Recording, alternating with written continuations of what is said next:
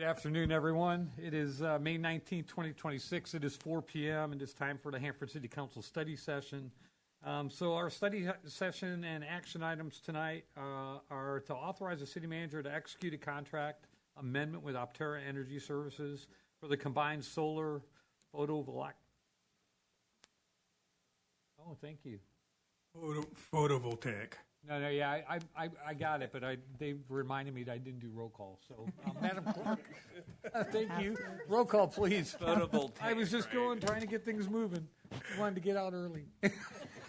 Councilmember Martinez. Here. Councilmember Payton. Here. Sorry. Vice Mayor House. Here. And Mayor Kyrus. Here. And let the record reflect that Councilwoman Regan is not in her seat at this time, but I understand she's on her way. So, again, I'll start off again. Sorry, I apologize for the delay and everyone. So this is authorize the city manager to execute a contract of amendment with Optera Energy Services for the combined solar photovoltaic and wastewater treatment facility energy-related improvement project for the contract amount of $59,987,749, subject to contractual adjustment and contingent upon successful passing of a Proposition 218 wastewater increase. And so we have staff with us tonight, Mr. Frank Centeno, Mr. Jason Rodriguez, and welcome to Optera. So, gentlemen, thanks for being here, and we look forward to your presentation.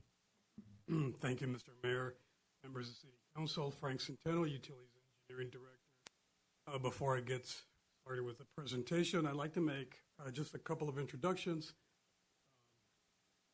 Jason Rodriguez to my right, Wastewater Utilities Manager, and we have here the Optera team to my left, Jeff Woolheis, Jeff Lovejoy, Marcus Roper, and Ravi Beskar.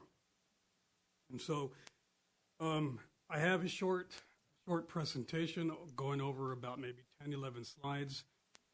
I'll hand it over to Optera. They have about the same, about 10 or 11 slides. Okay. So the recommendation before you is there's three items here. One is to authorize the city manager to execute a contract amendment with Optera Energy Services. This is for the combined solar voltaic and the wastewater treatment plant's energy conservation measures for a total of $59,987,749. And this is really contingent upon passing a Prop 218 wastewater rate increase study and acquiring needed funding. Second is to authorize the city manager to issue a limited notice to proceed for engineering. This would engage Optera and Corollo to start the engineering. We'll get into that here in a little bit, why we're recommending that. An additional appropriation to get that engineering started. And then last, to direct staff to come back to City Council for the Prop 218 rate fee study.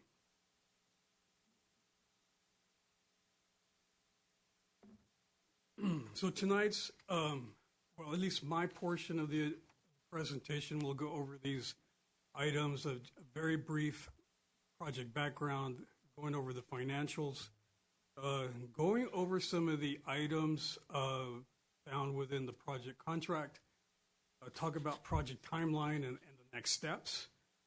At that point, we'll bring Optera in, and then with the conclusion, again with the project recommendation.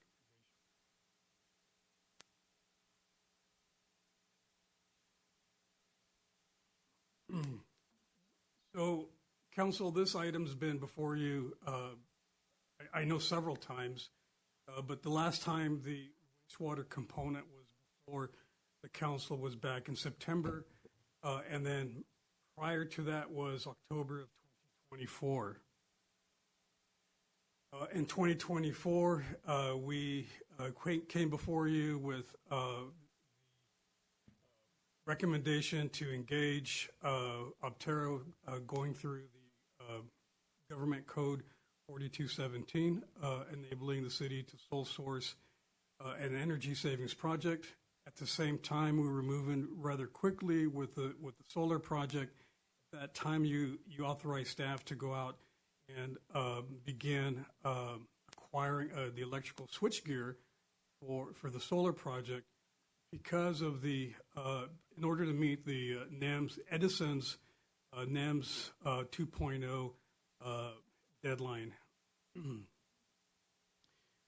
Then we came back and we found that there was a finding, and council approved that finding, enabling that sole source, and you direct the staff to negotiate a contract and final fee back in September, and then in December we came back and you awarded the solar only portion again to meet that Edison deadline. The listed items here, the energy conservation measures, comprise of 6 items. Are those shown here on the screen? At that time, the price before council came in at just a little over $63 million. Tonight's fee proposals coming in at 59.9, and everything that proposal comprises of these 6 items minus the solar portion, which we're just proud to say that project has been completed slightly ahead of schedule, but nonetheless completed, and it qualifies the city now under the NEMS 2.0 program.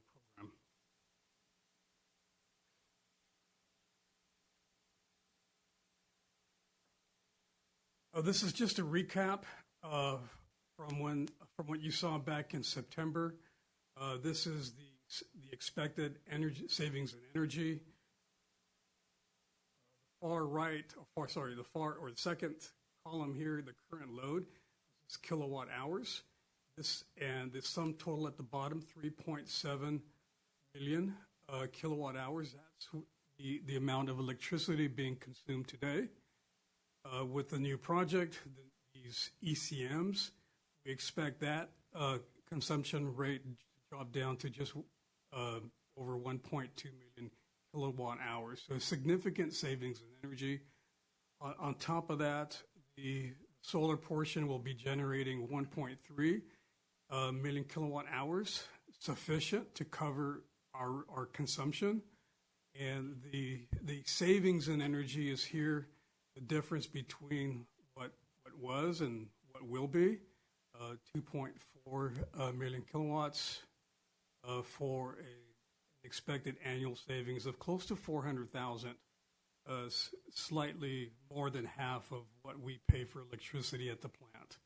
Our electrical bill is about 760,000 per year. And just to reacquaint you to the project site, this is Houston and 11th, our wastewater treatment plant.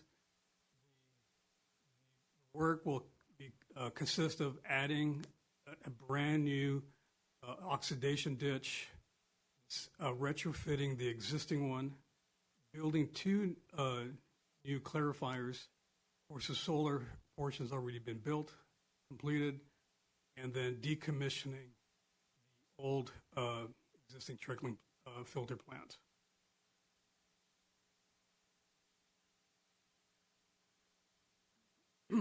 So moving on to our estimated project costs.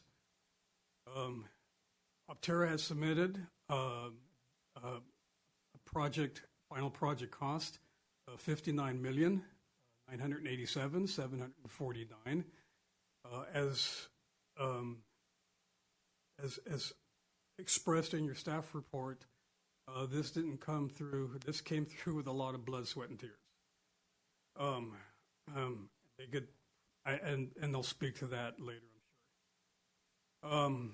But back in September, you may recall that price came in originally at just a little over 63 million.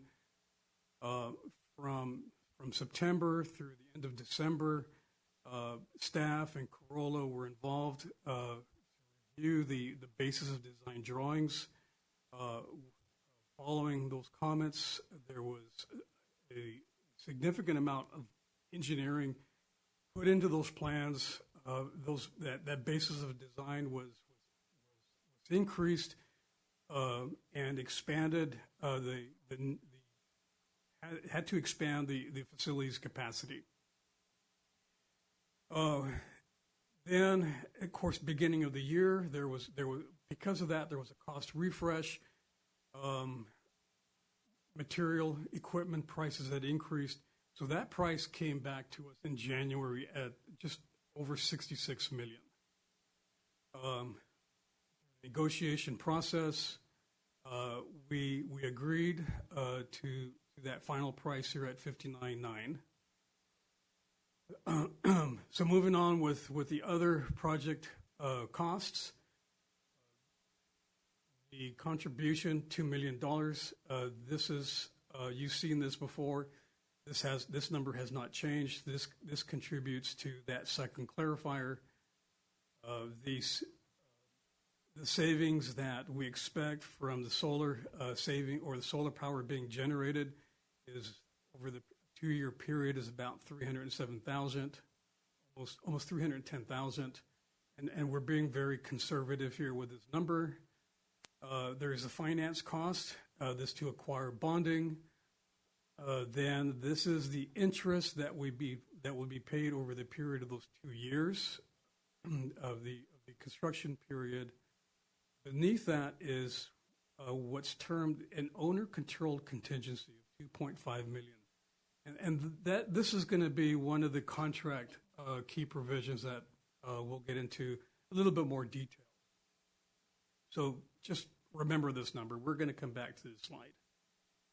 And then this is the line item for the owner's representative. This is Corolla Engineers, who will be providing quality assurance, quality control oversight, construction management oversight, also the plan check services during the design period, and also be overseeing the commissioning of the project once it's completed.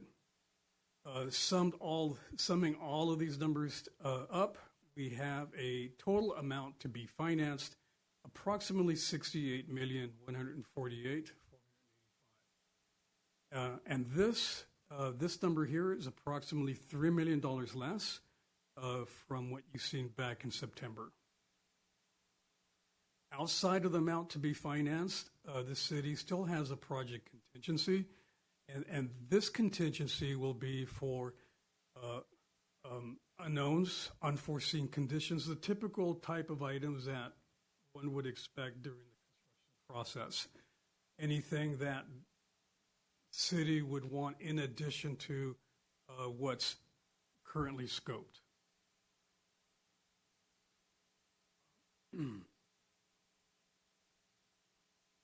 So this is the project pro forma updated to include those numbers. If anything is changed with the reduction over that cost savings, the overall amount to be financed, that was 71, now it's 68 million, is this number down here. The total net savings at the end of 35 years is 42 million. It was in the neighborhood of a 28, maybe 30 million. We still meet the Government Code 42.7, Section 42.7. Total energy savings is greater than the total project cost.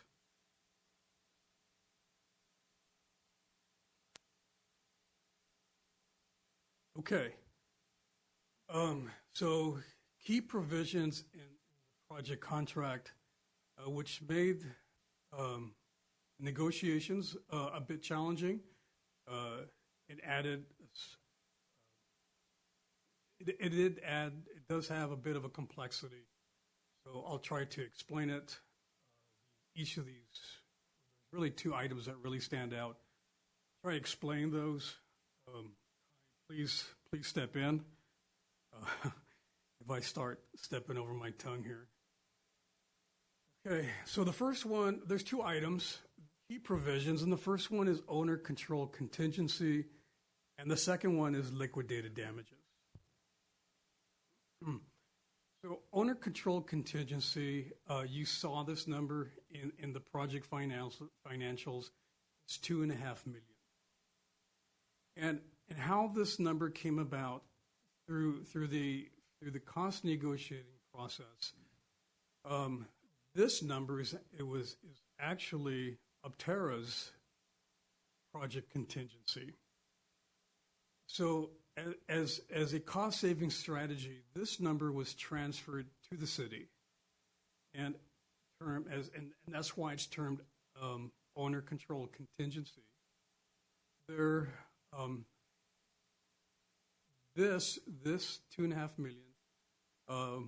There's only two eligible uses for this $2.5 million. One is design development changes, and the second is pre-notice to proceed cost escalation. So let's go over design development changes first.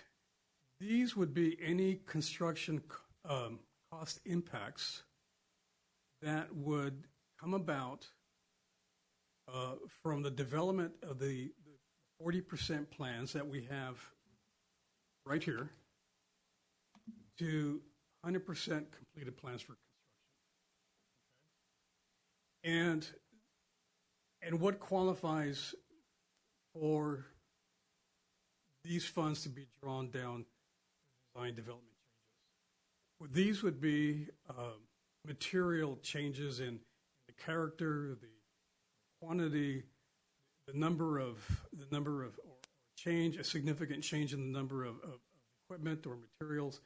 This would also cover any changes from outside agencies. Specifically, the water board, these plans need to go through their review and approval. Changes in elevation. So these are items that would not have been reasonably inferred at the time of the construction pricing. The next item is the pre-notice to proceed cost escalation. And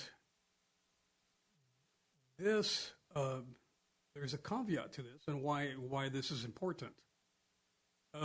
Optera's price of $59,987, $749. That price is valid through today, March 19th. This price was submitted back in January, so it's a little stale. They extended the price through today. However, after today, this would cover any cost escalations, and because of any unprocured contracts, and that unprocured contract amount is $43.3 million. This is for materials. This is for equipment. This is for engineering. Those items that, without issuing a notice to proceed, those prices would be in flux. So that price, the percentage, or the daily percentage, is 0.01075% of the $43 million, or $46.5475 per day. Now there's a cap to that, and that's $855. That's based on the maximum of 180 days past May 19th, which comes out to about November the 15th. Hopefully by then, we would have acquired project funding. And for this reason is why staff is recommending that we issued a limited notice to proceed to start engineering.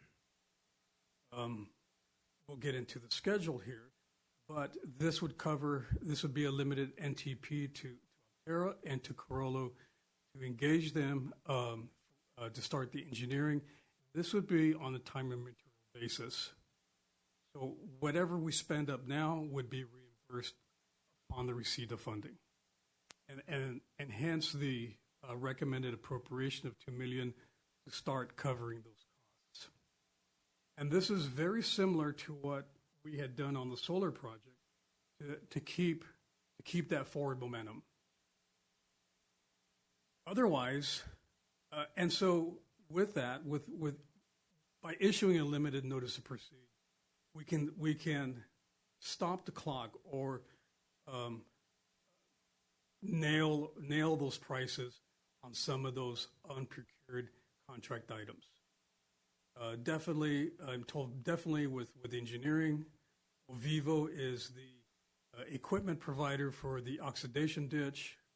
It would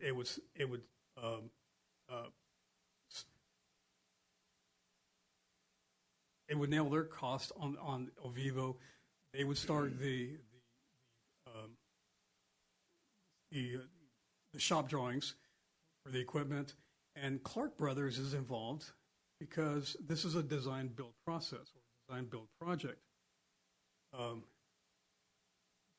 Throughout the entire design, and even during the construction process, the contractor is involved during the design process. And of course, Corollo, as they start reviewing the plans being submitted. So it just makes a lot of sense. Instead of expending $837 or $46.54 a day to go towards cost increases, that we secure those costs now and we put that money to good use. And then the second item is liquidated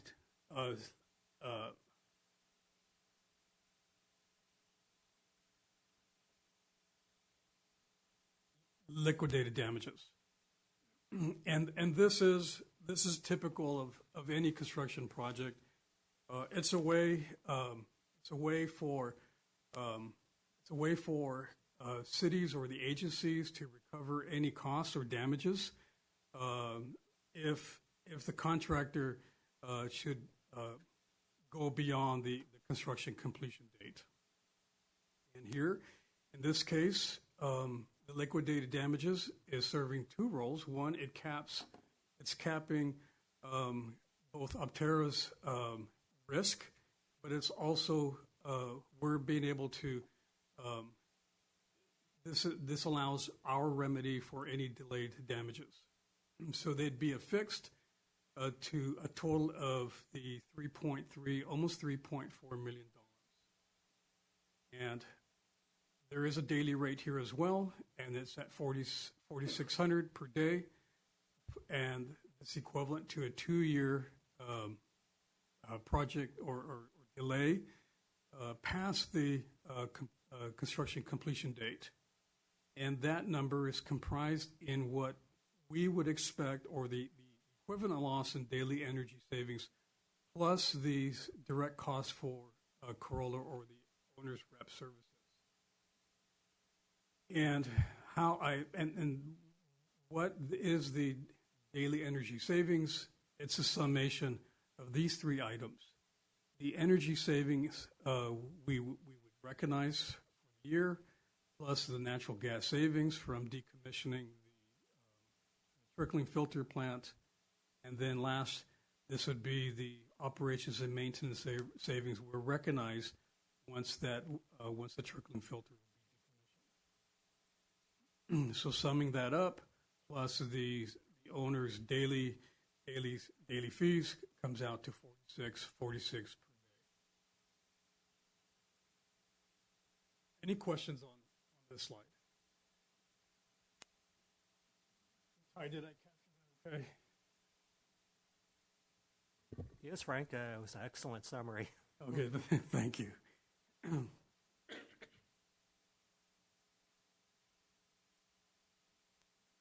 So the project timeline and next steps. So tonight before you, if awarded, is the wastewater Treatment Facility ECM project. The item would award that contract, issue a limited notice to proceed. With that, the clock would start with a design process. That design process being approximately 9 months until construction would get started. Then there is an approximately 2-year duration from start of construction to end of construction. If approved and directed by council, come back in June to initiate the Prop 218 rate increase, and then come back in August for adoption of those rates. After adoption, then city would go out and acquire funding through bonds. And there is this process here from tonight to acquiring funding. This is about a 4 to 5 month process.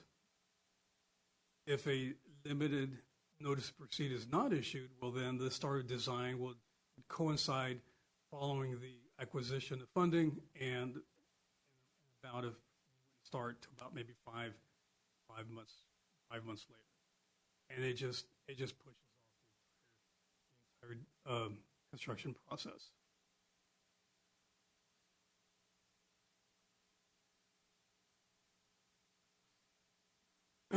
So approval of the contract is recommended by staff for these reasons. Number one, we have outdated infrastructure. As brought up several times before, that the trickling filter facility it served its useful service life. Postponing this project, we would be throwing away good money going after bad. And it's not single digit, it's double digit. One highlight here of getting rid of the trickling filter facility is eliminating the compressed gaseous chlorine. It's highly combustible, it's a hazmat, and very costly. And at this point, I'm going to invite Jason give other reasons, or talk a little bit about the infrastructure and why we should move forward with this contract. Thank you, Frank. Good evening, council. So, as Frank alluded to, avoiding throwing away money, if you were to go out to the facility right now and look at the facility, the concrete, you look at the concrete structures and you would think that the plant's in pretty good shape. The problem is all the internal equipment has met its useful life. Replacing that equipment would require going to specific equipment that would be tailor-made for that concrete structure. So that would be adding expense. Not to mention the old trickling filter facility may not meet discharge requirements in the future. Currently, we are meeting our discharge requirements with great success because of our great staff that we have out there. However, the up-and-coming years may require nitrogen removal, which the old facility is not capable of, and would be very costly to add any process to do this. Frank had also mentioned savings in natural gas. So the natural gas, that is to heat our digesters, which produce methane, which produces getting the air board involved. With the new facility, the air board would only be involved with our portable generator, and that's it, which is a positive in our industry. The gaseous chlorine that Frank alluded to, we would be switching over to sodium hypochlorite, which is just a little bit stronger than regular household bleach. It would not require us to don our SCBA masks anymore. It would greatly limit our liability that we have. A lot of people in the city do not realize, in my professional opinion, that is the greatest liability of the city. and it's kind of a silent liability that nobody knows about. However, the expansion rate on gaseous chlorine, if that were to erupt, we would be on the national news. Not saying that that's what's going to happen, but that limits that exposure. And also the avoiding throwing away good money is when you would rehab this old facility, you in a sense would save money in the short run. However, after you're done putting in $15, $20, $30 million in this old facility, what do you have? You have an old facility. You have old, outdated, high energy consumption process that you're still going to have to do something in the near future. Thank you, Jason.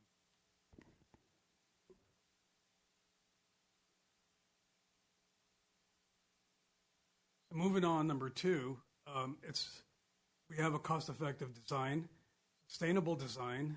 We're moving forward with a new oxidation ditch, and it's been time proven. The existing ditch has been in place since 2004. Is that right, Jason? Correct. So it's been about 20 years in service and still functioning fabulously. Low maintenance, low cost. One of the ECMs is going to retrofit the pumps and whatnot, that existing ditch to help achieve energy savings. Staff has been very consistent with Optera, all these several years now. Best in class equipment, and that's been the success of the plant. We have a design that works, and it relies on this best in class equipment. And further, this lays the groundwork for expansion, and it gives us the flexibility to expand the plant for that next phase in the future. Cost is reasonable. The cost was reviewed by a third party back, we mentioned this back in September. And as you see, there's a significant amount of cost savings from what the project is costing Optera to what they're submitting today is just over $6 million worth of savings. And by moving forward with it now, we minimize this cost escalation. Not because of the pre-NTP or limited NTP, just normal construction cost escalation. And we don't know what that will look like. We all know there's just a lot of volatility in the market. Interest rates will likely increase. And so there's just a lot of uncertainty. And I think right now we're just at a very good crossroads to take advantage of this opportunity. And then lastly, we have a very qualified and reputable design build team. I included their bio in the staff report. Design build team, of course, is Optera, but under them, you have Pace as the engineer. You have Clark Brothers, the contractor. Then you have Ovivo working together. This contract and the price was mutually agreed design, contract and fee. And lastly, I do want to put a plug in for Optera. They negotiated in good faith. That was something I think staff really appreciated going through the process. We're very satisfied through each of the milestones, going through establishing the basis of design, going through the fee, and then finally going through the contract and through those very sticky key provisions that we talked about. So with that, I'd like to go ahead and turn it over to Optera, their portion of the presentation. Thank you, Frank. Mayor Kyrus, Vice Mayor House, and council members. Padden, Regan hasn't showed up yet, but hopefully she'll make it. And Martinez, thank you for allowing us the opportunity to come before you again and present ourselves. Before we jump into our prepared remarks, I wanted to say also thank you to the staff. Frank mentioned it was a good faith negotiation. It was not smooth or easy. It was smooth, but it was not easy. Chris Tavares, Frank, Jason, Destiny Borbatai, we all met on multiple occasions, and we acknowledged your needs. They acknowledged our needs, and we came to a place that I think was, is very fair. And is a good outcome. It's unusual for us, the structure that we ended up with as a design build firm. We're not accustomed to turning over the contingency to an owner. That's sort of part of our standard contracting process. We give a price before we actually know what the price is, and we make a bet on what it's going to be, and we put a little padding in to make sure that if we bet badly, we don't end up mortally wounded. And the way that we were able to get our price down to where we felt your target was to basically say, okay, we will pull that contingency out of our contract, we'll hand it over to you, and we will be very specific about the things that it can be spent on. And in our normal course of business, that would turn into profit for us if we didn't spend it. And in this situation, it's going to turn into savings for you if we don't need it for the very specific things that we agreed upon. It was a very collaborative process that led us there. So I did want to say thanks to the staff for that. So in the remarks that we're going to make today, basically we're going to try to accomplish three things. And then when we get to Q&A, we can answer any outstanding questions. First, we want you to have confidence that the team is capable. We have heard your expressions about concern over price, sole sourcing, the contracting mechanism, and we want you to feel comfortable with that. And finally, we want to demonstrate to you evidence that we think should lead you to believe that we can actually deliver on what we're going to propose here. Okay, so with that introduction, let's see if I've got it up, right side up or backwards. Okay.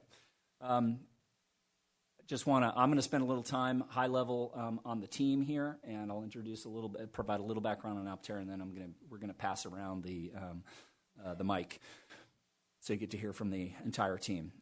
This is the team, and it's a dynamite one. We've got, of course, at the head, the city of Hanford, with their own controlled owner's advisor, who we have worked with in the past successfully and have worked with up till now successfully. And then we sit in the role of design, build, general contractor, and basically we're your single point of contact and your single throat to choke when there's an issue. And then we have arranged to subcontract with three very capable providers, Clark Brothers, Inc., for our constructor. They're based in Fresno, and you'll hear a little bit more about them. Ovivo as our equipment provider, and then Pace Engineering, which is a Pacific Advanced Civil Engineering firm, as our engineer of record. I'm going to tell you a little bit more about Optera, and then we'll move on to some of those subcontractors. Optera is a California-based energy services company that has about 300 employees. We're based in Oakland. We have offices around California. We also do work outside of California, but 80% of our business is here.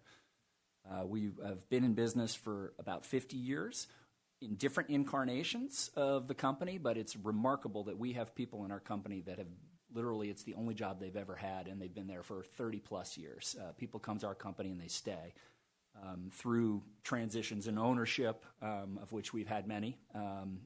We have maintained our focus on serving the public sector customers. We've got about 9,000 projects that we've done for public sector customers across the United States. We've generated over $3 billion in savings for those customers, and we currently are holding guarantees of ongoing performance guarantees of $1.3 billion. So that's energy that we have guaranteed that our customers will save that between now and the time their contracts expire. We serve wastewater treatment facilities. We do combined heat and power facilities, a lot of energy efficiency. Also microgrids, typically batteries with generators and solar. And then also, more recently, we've gotten into EV charging infrastructure. So anything that is energy and anything that is associated primarily in the public sector on the usage side. We don't get into constructing power plants and things like that, but we're partnering with public sector clients to reduce the impact of their energy bills on their operations. Okay, I want to just briefly introduce the team. This is our core wastewater team. Of course, we have 300 people, and there's a lot of people that will be supporting this contract.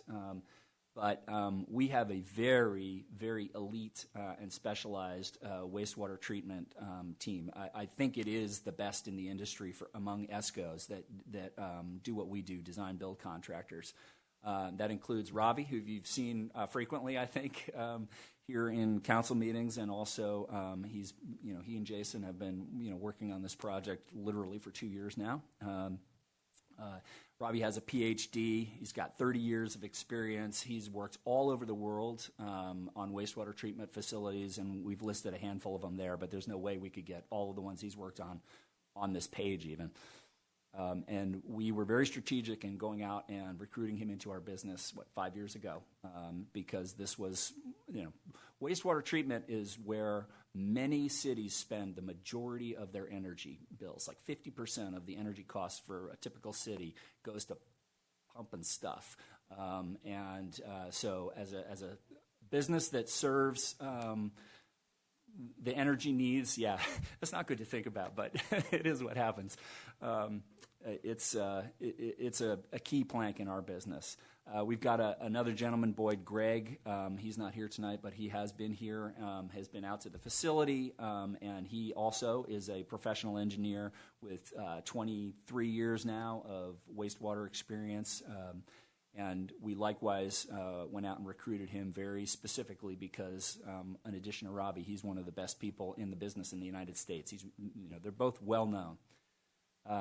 We have a gentleman named Clay Hankinson. He's a professional engineer. He's really going to be sort of the main sort of construction manager on the job, right? He's very involved in sort of the logistics and things of that nature. He's done that for 20 years. He couldn't make it here tonight, but you'll meet him soon, I hope. We've got a gentleman named Bob Lonergan. He is also a exclusively wastewater engineer. He's got about 20 years of experience. He's based out in Colorado, but comes in to support us. And then the two other guys that you see sitting around the table here, Jeff Lovejoy, who's our Vice President of Operations. He oversees operations for all of Southern California, which is one of our biggest business segments. And he'll be overseeing the delivery of this project. And then Jeff Woldheis, who is Project Management Director, and he's the guy that we can all thank for getting that solar project done in record time without a hiccup under some very difficult circumstances. So all combined, you got 100 years of wastewater treatment engineering and development experience, and then add another 50 of just general EPC project management. So I'm going to turn it over to Ravi now, who's going to talk a little bit about our key subcontractors. Thank you, Council. Our subcontractors are basically Clark Brothers, Ovivo, and Pace. Clark Brothers is based in Fresno, a very extensive construction experience, civil infrastructure. You can see pictures at the bottom there of digester and aeration basin, and to the right is an oxidation ditch, which is exactly what we're going to be building over here. They've treated, approximately, the plants that they've built treat about 4 billion gallons of wastewater a day. So they've seen pretty much everything that you can run into in terms of the challenges of building municipal infrastructure while keeping the existing wastewater plant running. That's a big challenge. You cannot shut down a wastewater plant while you're building a new one. So they've been in business 60 years, 900 plus projects, completed, 450 employees. Will you pass me the... So PACE is our engineer of record. They will stamp the drawings. They've done a lot of projects here, but especially in the Central Valley, which is why we picked them.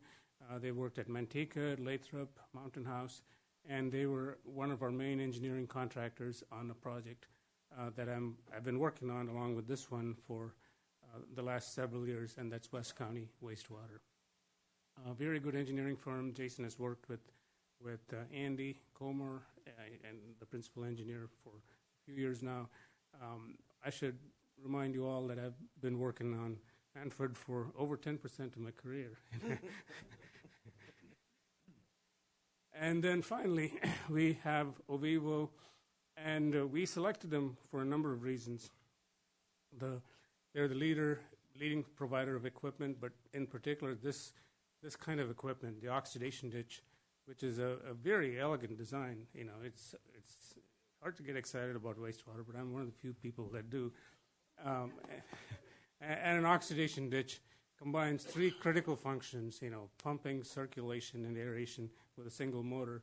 Ovivo provided the equipment that you already have, the existing oxidation ditch.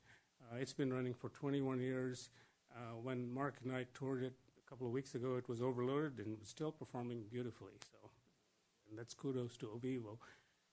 That's the whole team. I'll turn it back to Mark so he can talk about the process a little bit. I'm going to pass it over to Jeff, and as I'm doing so, I'll just say that this next piece was specifically addressed at your concerns over sort of the procurement and the choice between going with a design-build turnkey contractor versus more traditional design bid-build process.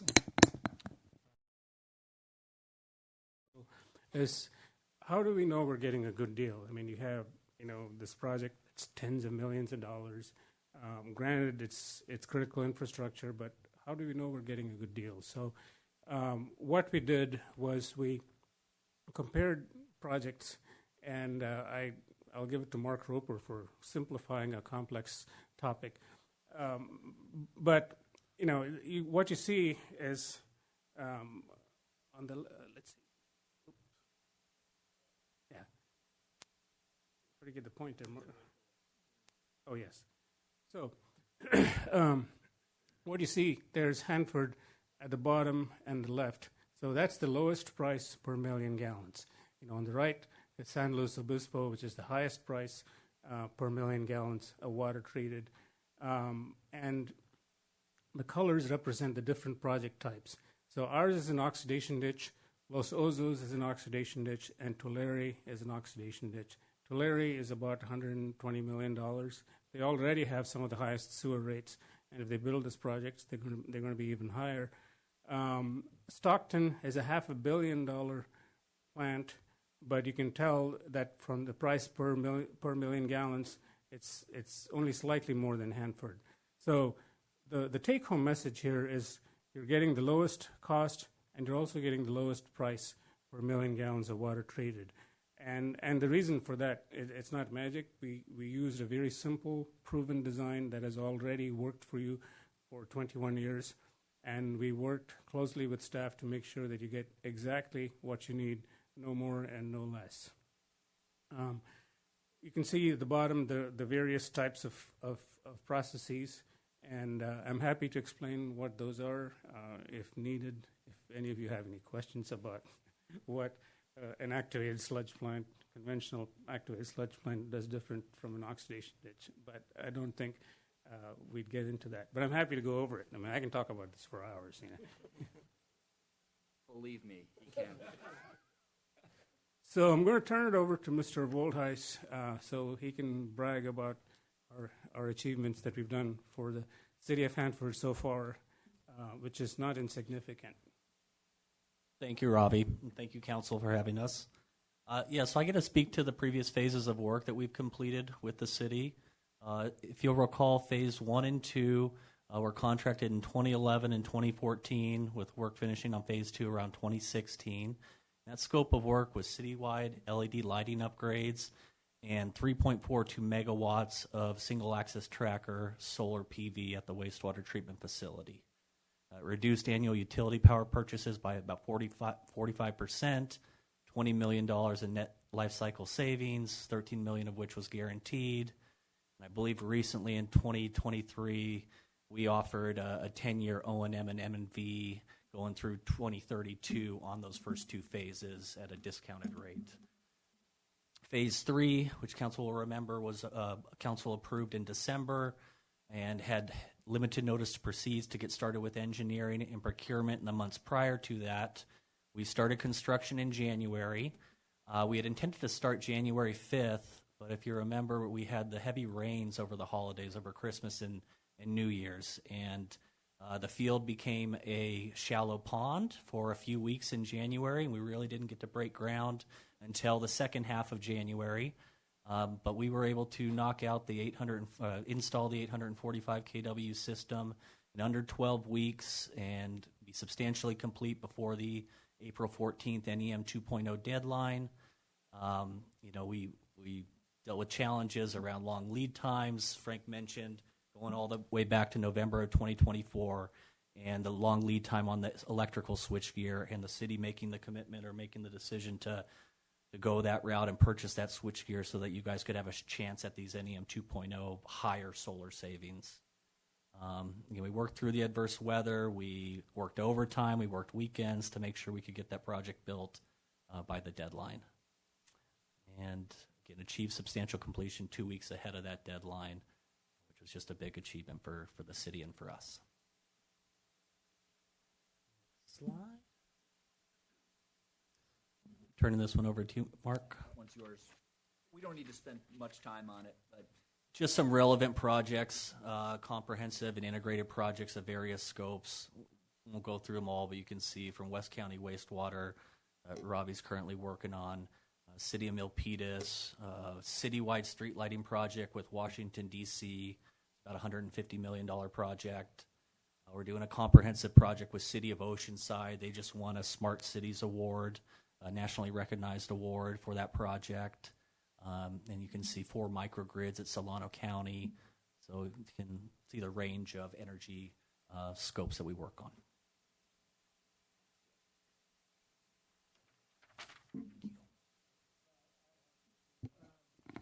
This one really addresses the process. There's really 3 things I want to touch on here. One is mentioned a couple times here, safety. Safety is very, very important to us. We take that very seriously. Number one job for all of us. The second thing, looking at the process, I won't go through each one of these, but I think a common theme throughout these is communicate. And I think, we've done a good job. You guys have got a great team here.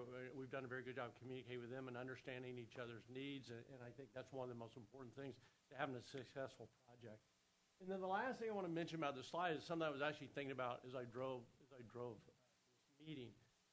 You can have all these, you can talk about this all day long. You can have all these wonderful processes. You can follow them to a greater or lesser degree.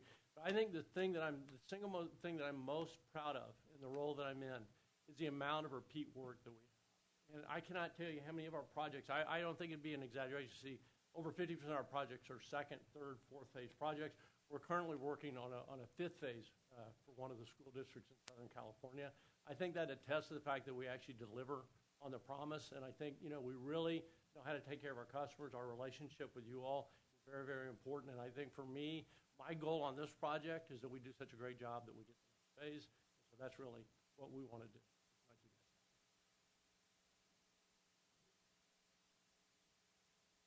okay, here's the wrap up.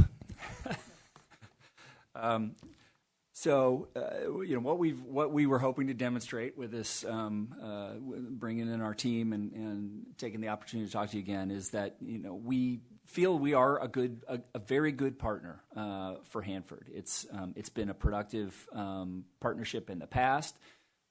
We continue to feel that way with respect to this project. It was a sort of bilaterally a collaborative position or negotiation that got us to the point where we are today. So we hope we have imparted upon you that we have consistently performed in the past. We've worked with you since 2011. This will be our the third project, first on the wastewater side, but with 2 solar projects at the wastewater facility.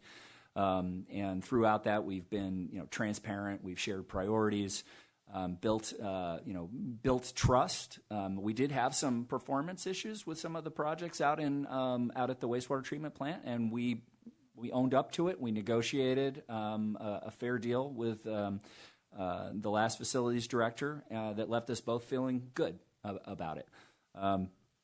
We have continued to have open and collaborative negotiations. I think we hit the ball out of the park with this last solar installation, and we deliver like that for our customers across the board. That is part of who we are. Jeff's proud of it. I'm proud of it. We're all proud of the fact that we stand up to our commitments. We went through the 4217 process with your team to sort of enable the procurement, the more streamlined procurement, and we've shown that we can meet timelines on the wastewater project.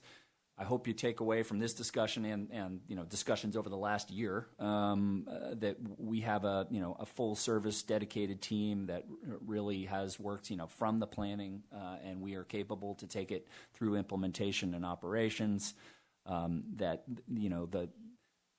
the price and the deal and the contracting is a good value. It is a good balance of risk, and it allows us to perform on a compressed schedule. When you compare it to a design bid build, you can add 2 years onto the end of that process that Jeff went through for us.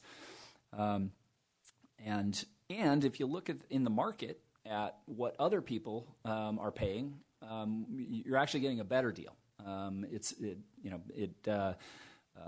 It's a fair price, and it represents good value, even objectively looking at what others are paying for very similar types of upgrades to their plants. We've got a great future-proof design strategy that, as Frank mentioned, best equipment, best design, proven. You've got the oxidation ditch that is performed admirably for 20 years, and we're essentially doing more of the same. Long-term cost controls, proven equipment, design standards, et cetera. So, and then finally, I'm going to come back to the collaboration and the alignment from our team, staff, Carollo. We've really gelled. We've learned to know what's important to the other, and we respect that, and we try to honor it in what we've offered. So I'll close with that. Thank you for the time and the opportunity here, and I guess now we go to questions, Frank. Oh, to the recommendation. So that concludes our presentation, unless there's questions for staff or Optera. Council, any comments or questions you'd like to make? I have one question. A while ago when you were going through the slide and it showed those bubbles, the little circles, and there were 4 at the bottom, and you said you could explain. I know we were the second one. Was the best on the left or was the best on the right? I mean, what is... I'll take it. There. This one, yeah. So on... It was a slide after that. Where... Oh, okay.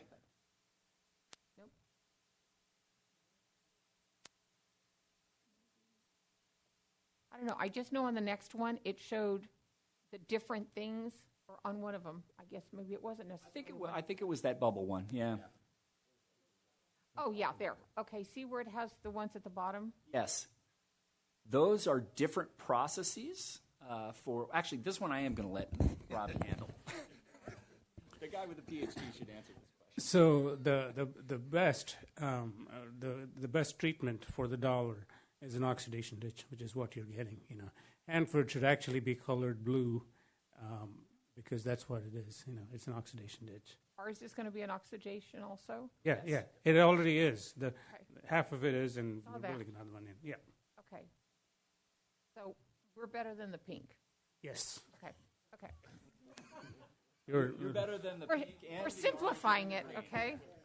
look, Okay. lower energy costs, lower operational costs, and most importantly, lower labor costs. To me and everything else, whenever we're talking to the public and everything else, I want them to take a note that what we're doing and what you guys are doing is the best that we could have for our city, you know? You've chosen the best technology. You think we're the best. Well, Frank, whenever he was doing our original description and everything else, and I asked him the critical question as to what's going to happen if we don't do it, and what a nightmare we could have and everything else, he had me sold on it at that time. You know, I'm just glad we were able to negotiate and everything and come up with a price that where we're at. Anyway, thank you guys.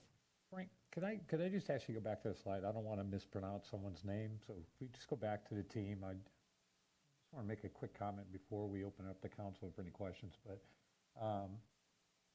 you know, on behalf of the council, I know this has been a long process. And I know there's, we talked about the negotiations and we talked about going through everything. And you know, first and foremost, thank you to your staff, Optera, and to our staff that are willing to sit down in a room, you know, work out the details, right? And we know that's not always a comfortable thing for any of us on the business side or on, you know, the city operation side. But at the end of the day, I can't applaud you enough for your willingness to sit down, take the time, meet with our staff, and to come back now with this presentation. Secondly, I would just want to say I couldn't be happier and appreciative of the way that you conducted the solar upgrade, and we were able to get that done. And along with all these other things that were happening, you still performed and you still delivered. And so on behalf of the city, thank you for that, because I know that was, you know, probably a very difficult position to put you in the process of trying to get that done as well as, you know, get through the wastewater treatment side. But, you know, to you and your staff, Mr. Lovejoy, you know, I just can't express enough appreciation for all of you and the time, and for you guys to take the time here tonight to come join us. You know, I mean, you could have done it remotely, but you're not. And Robbie, you know, we've seen you here many, many times and had many conversations. And I'll tell you, from us and my perspective, you know, seeing a physical body and a face and a name and everything is important to us, right? And to know that we have that collaboration and we have that expertise in the room, I just want to thank you all for being here. So I'm going to open it up for council if they have any questions, and then we'll just kind of shoot through it real quick, open it, and then we'll have some public comment, and we'll finish up. So, Mr. Martinez, you'd like to start? I just want to thank everyone for the presentation. I mean, to me, it takes a lot to put all this together. Really appreciate it, and you're doing the best you can to for us as a city to accommodate what we need to do, and at a price that we can work with. Appreciate that very much. Thank you. I do appreciate all the hard work you've put in, and our staff. I know that Frank has worked long and tirelessly, as well as many other people and everything else, and I'm sure that they negotiated in our best interest, and we do appreciate everything you've already done. And Ravi, it's been a pleasure taking and seeing your smiling face around and everything so much and everything, so we hope we still get to continue seeing you around, as well as the rest of you. Thank you. And I don't want to remiss, Jason, thank you for your expertise. I mean, how long have you worked at the wastewater treatment facility? This current the facility I'm at, City Hanford, total of 15 years, and then for 12 years in the city of Islay. And so you've nearly 30 years in your expertise, and I appreciate your leadership in leading, in going into this direction, because one thing that connected with me the last time that you spoke is says we're running out of duct tape. We're running out of duct tape with the facility, and portions of our facility is from 1949. And this is long overdue. The can, I don't understand how the can has been kicked down the road so many times, you know, before coming to us right now. But that's a commitment that I made to my constituents, and I know other fellow council members have done as well, that we're not going to kick the can down the road because the cost savings would not be there, and it'd be quite expensive down the road the more that we, you know, keep on kicking the can down the road. So I appreciate all the expertise and everything that you've contributed to the negotiations as well, and working together with Optera and their team to give us a number that we could work with, because ultimately our ratepayers are going to be the individuals that are going to be paying. All of us will be paying for it because we live in the city of Hanford, but it's that, once we do that rate study and, it hits the members of the community in these tough times, it's going to be very difficult. And we just appreciate Optera for you negotiating in good faith and, giving us a number that we can work with, so we could, in essence, save our ratepayers more money, than having this astronomical. Maybe it won't hit them as hard, but we just, it's tough decisions that we have to make going through here, putting this onto the ratepayers, but it's necessary. It is absolutely necessary. This will give us to 8 MGD, correct? And then our goal eventually, one thing is to go to 12. Yes. Currently, we are at 8 MGD right now. Okay. But not with the two oxidation. We probably could not treat 8 MGD. We are rated for 8 MGD. But the facility is aged so much that the old site is maxed out currently. Currently, we're processing anywhere from 5.8 to 6.2 MGD, and we're finding the limit right there. And the graph that showed that we were at an 85% capacity was that at 2029. That puts us in jeopardy that we need to do something more later on down the road to get to that possible 12 MGD Yes. based on the population and the needs that we have in the city, correct? Yes. I liken it to when you're building a house, you're building the foundation, and that's what we're doing right now. We're building the foundation so we can do that expansion component later on.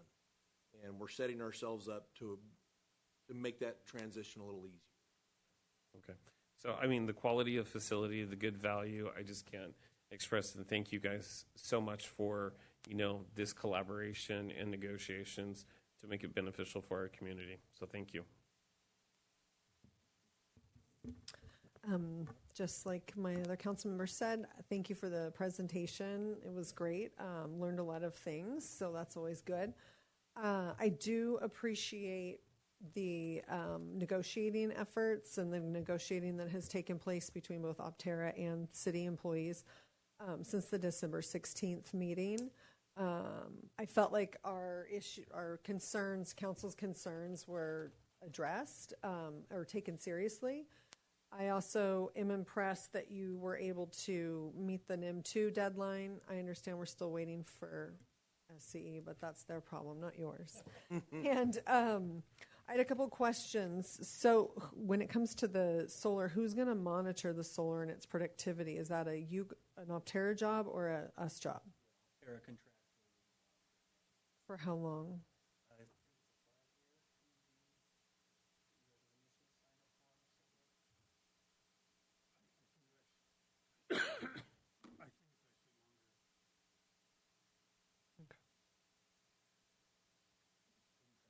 Okay.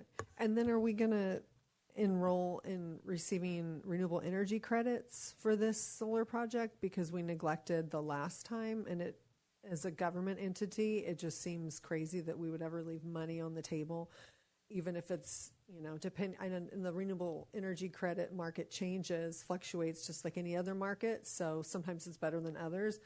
But I know I like getting my renewable energy credit check, even if it is only $3,000 for X amount of time.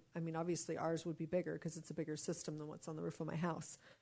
So that's something that I think should be addressed. And that could be something that I don't know. I don't know how it works, if that's in the contract or not. My solar company, we do that for you, but nobody needs a solar company to do it. You could do it yourself as well. So that would just be something to consider. Then I will say I do note this is an unusual contract, the way you guys have done that with a contingency. That's not something even we've ever done. So I appreciate that, and it seems like a really good solution to get the price down in a space where there's not a lot of wiggle room. I like knowing the contractors that we're going to be using. I do like at least that it's Fresno based, so it's somewhat local. That is important, and I think that was everything. And then I was just going to speak to Jason. I really enjoyed my trip out to the wastewater treatment facility. Ravi, we might be able to have some conversations because I actually find this stuff fascinating too. And I told Jason, I said, you're kind of like making wine out here. I mean, this is like a process and everything's got to be balanced, just like a winemaker. Not the same thing, but so I am impressed with what we're doing, and I understand the importance of it, and our city is growing, so I would like to be on top of these things because I am a big fan of modern plumbing, as I know everybody in this room is, and I don't think we want to go back to previous times. So I appreciate everybody's effort, and thank you, and I'm excited that we're going to have some good plumbing in Hanford. I don't know how you could compare wine to wastewater treatment. But I like It's the the analogy. process. Yeah, He's no, I like that. I he's like like the analogy. balancing things out there. And have you ever seen a cleaner facility? No. It doesn't smell like it's not, and I'm a picky person. I was like, I could eat lunch out here. This isn't bad.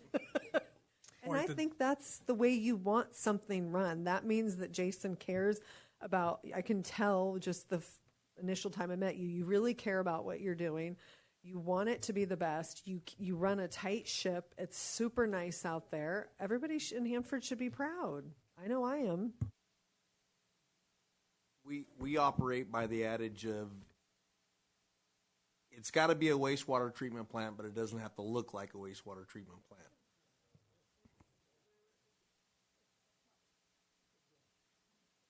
Well, I'm going to kind of caveat off on that a little bit. You know, Jason, you and I met 3 years ago, or over 3 years ago. We did the tour out the plant. I've been out there since, and we've had a lot of conversations. And I know when the city of Hanford, brought you in or brought you back in with us, we looked at you for the guidance and direction as our wastewater treatment facility expert. And I just want you to know I couldn't be happier that you're here with us. I appreciate the ability to just have an honest conversation with you and to, you can dummy it down for a guy like me, and make it make sense on, what our needs were and where we're at and what we're looking, in the future if we don't do something today and start moving forward. So, I guess just a question I have written down here, and it says, and I just put, are you individually or you, Jason, satisfied with Optera's proposal before us tonight? You're our city expert. Are you happy with it? Yes, I am. Okay.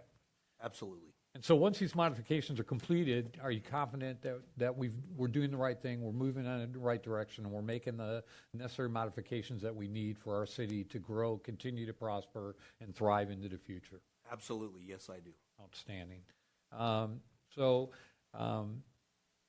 I think this is the right project for our city. I think Optera is the right company in the partnerships that we've had with you. And I've already kind of, expressed my appreciation for the whole process in this. And I'm not going to apologize for kind of digging our heels in the sand. I think it's, as my fellow council members stated, I've got we all have 60,000 people out there that we answer to, right? And so we need to, sometimes ask hard questions. We may not know what that question really looks like or what those answers might be because we are not the experts, you are. But I appreciate that dialogue, and it's important to have that. And you have a proven history with us, and so I'm happy where we're at. I'm glad that Optera is in our corner. Thank you again for the work. We look forward to moving forward with it. And so just, I guess, for these upgrades, and I guess this is for Jason, I'm just going to ask a question. How long can we anticipate this modification to be beneficial? Is it, you were talking about phasing in some other things down the road as we come, but I think just take us, into the future for a period of time that we should be okay? Councilman Payton alluded to in late 2029 is our 85th percentile that we'll reach that. We are constantly, literally month by month, doing estimates. I believe we presented that in our last presentation. We update that, and we can send that to you if you guys would like. Currently, we are about 200,000 gallons per day shy of our estimate, so we were actually very close. It's looking like 2030, possibly we can reach 2030 before we hit that 85th percentile. However, at that point, we are going to get a letter. If not before, we will be notified by the State Water Resource Control Board that what's the plan. And you have, I believe it's 180 days, if I'm not mistaken, to respond to this request, and you better have a good explanation what's going on. So I think our timeline right now, we are nip and tuck, but I think I think it's going to work out perfect because, once we're complete with this project, then we can start, we'll be planning before this project's even completed. So that'll put us well ahead of the game. And I appreciate you answering that question because I know I've asked you that question before and we've had this conversation, and there's so many factors that come into play here, right? And how we move forward and what's the best route. And so I just wanted you to be able to kind of say that for the public in case anybody's watching, they can hear where we're at and why this is critical and why we need to move forward. And confidence in you that this has been a chess game for quite some time. Frank. And then lastly, Frank, I can't sit here and not express my appreciation for the work that you've done as well. I know this is a collaboration between you and Jason and staff and getting this worked out, and I know it's been a burdensome task to put on you, but we have the two. I mean, I just look at you two gentlemen, and we've got the two experts in the room for our city. And so, to me, this is a simple decision when people that are experts in the room are talking. My dad, like I've always said, he always told me you don't need to be an expert, you need to know them, and they're sitting here at the table. And so, I'm very grateful that we can do that forward. So, with that. Anybody else have anything like that, or should we go to public comment? No, public comment. I was going to make a motion, but public comment, yes, sir. So we'll open up public comment if anybody would like to address council or contractors or staff. Okay, seeing none. Mr. Payton, you were considering making a motion. All right. Mr. Mayor, I would like to make a motion to authorize the city manager to execute a contract amendment with Optera Energy Services for the combined solar photovoltaic and wastewater treatment facility energy-related improvement project in a contract amount of $59,987,749, et cetera, et cetera, et cetera. That's up there. That covers it. And then can we vote on all three of the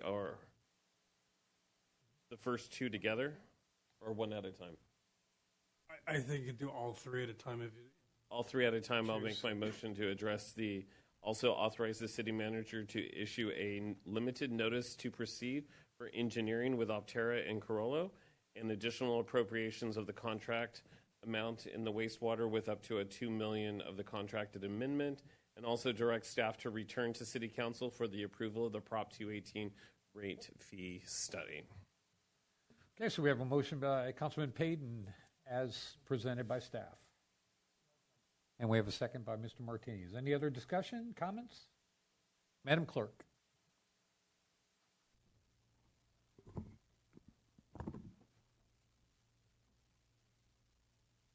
Congratulations, gentlemen. Thank you. We got it. We were able to jump over the hurdle. So, thank you. Mr. Mayor, just a couple quick comments. Thanks to Optera, thanks to staff, and just a reminder to council and the public. Staff will be coming back. We've qualified for the race, but we need to start lining things up now. So starting next month, there will be more discussion and a lot more effort to start really kicking off the race. Thank you. And to get back to Vice Mayor House, we do have a maintenance program on the solar, 20-year plan. Perform the maintenance for 20 years. Nice.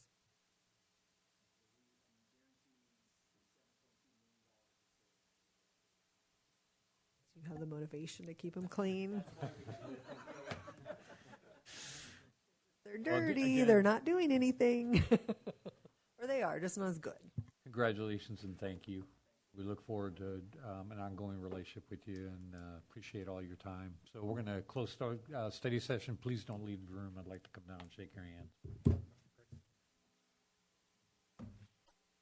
Good evening, everybody. It is, let me check, make sure I get my date right. I've been missing it all. May 19th, 2026. It is 7 p.m. time at Hanford City Council meeting. Madam Clerk, roll call, please. Councilmember Martinez. Here. Councilmember Reagan. Here. Councilmember Payton. Here. Vice Mayor House. Here. And Mayor Kyrus. Here. And let the record reflect that all council members are present.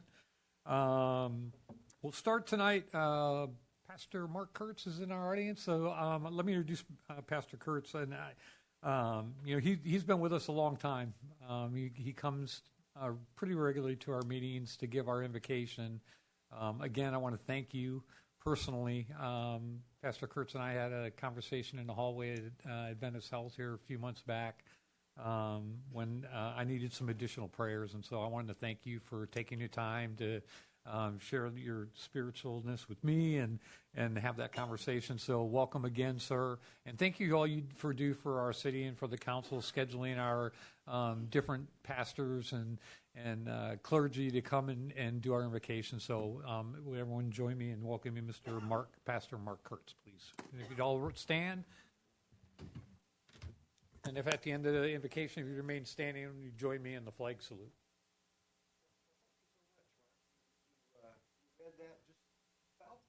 You want to push the button so we can hear you? There you go. Thank you, Mr. Mayor. You read that almost exactly the way I wrote it. So I appreciate that. And, there's a birthday that's happening this year. Some people very, very, very old. It's us, the United States. 250 years. I did a little research just real quickly. Did you know that the average length of a constitution in the world today is only 17 years? Just 17 years, and some are much less than that. We've been here for 250 years. That's a long time, more than any place else to have a constitution like we do. We're not perfect. We're not perfect. I understand that. That's good, but God has blessed us in incredible ways. Not only that, but I'm told that our nation of, 330 million people roughly, are only 4% of the world's population. Not much, less than 4%. Yet there are more inventions, more medical cures, more Nobel Prizes, more scientific discoveries each year than the other 96% of the world combined. That's incredible. That's incredible. I'm told someplace right now in the world, let's say the South Pacific, there is a sea captain navigating through some treacherous coral, and he is using satellite radio, satellite information data. That satellite was put up there by Americans. It was conceived by Americans, bought by Americans, maintained by Americans, and America continue to blesses the world. Now, I know we could say yes, but, yeah. I get it. I get it. I'm talking about broad picture. So I'm so grateful to be here and to be with you. Let's pray and ask God's continued blessings on our nation and, of course, this council and the proceedings tonight. Gracious Heavenly Father, we do thank you for blessing our nation in so many ways. And we're grateful we live in a place where we can disagree and hopefully disagree agreeably. And Lord, that different voices can be heard. Lord, we pray that you would remind us that this world and everyone in it belongs to you. You are the creator. We're the creature. And Lord, we're just stewards. We're just managers of this place you've given us. And Lord, we pray for our city council and for all those on staff. So too many to name, but always we want to lift up our first responders, the firemen, the police department, Lord, and all those that keep us safe, and pray that you would keep them safe. Thank you for each person who is here, for the opportunity that, unlike in some places of the world, we have opportunity to give input into our government. So bless those here. Keep us safe. In Jesus' name we ask it. Amen. Amen. You join me in honoring America. I pledge allegiance to the flag of the United States of America and to the republic for which it stands, one nation, under God, indivisible, with liberty and justice for all. Thank you, everyone. You may be seated.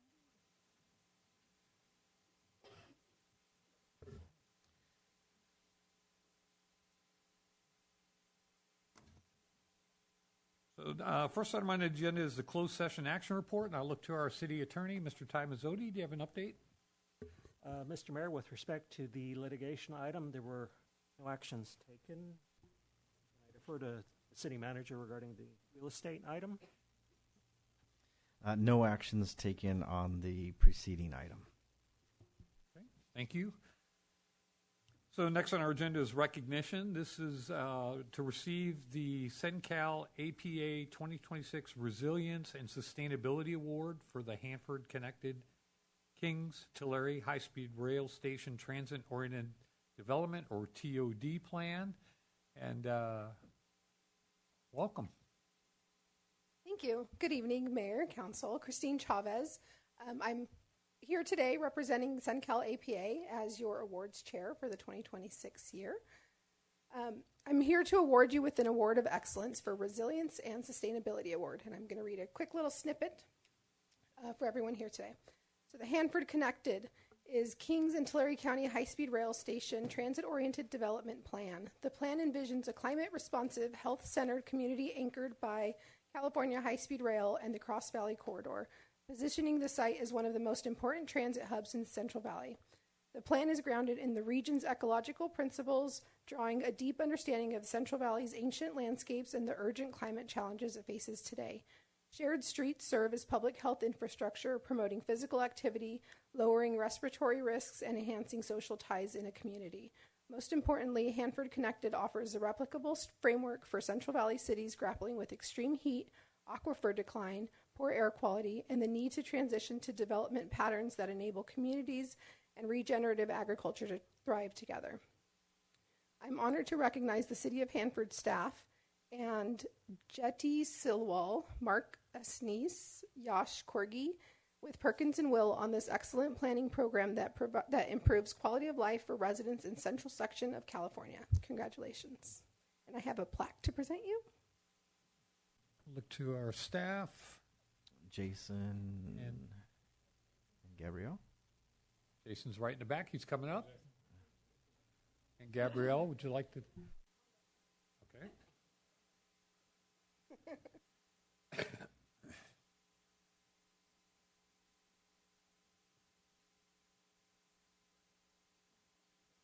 Yeah, come on up here.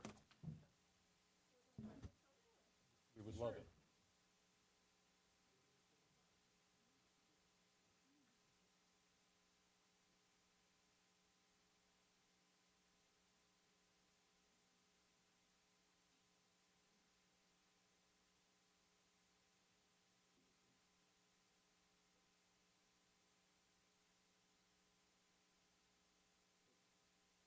Congratulations.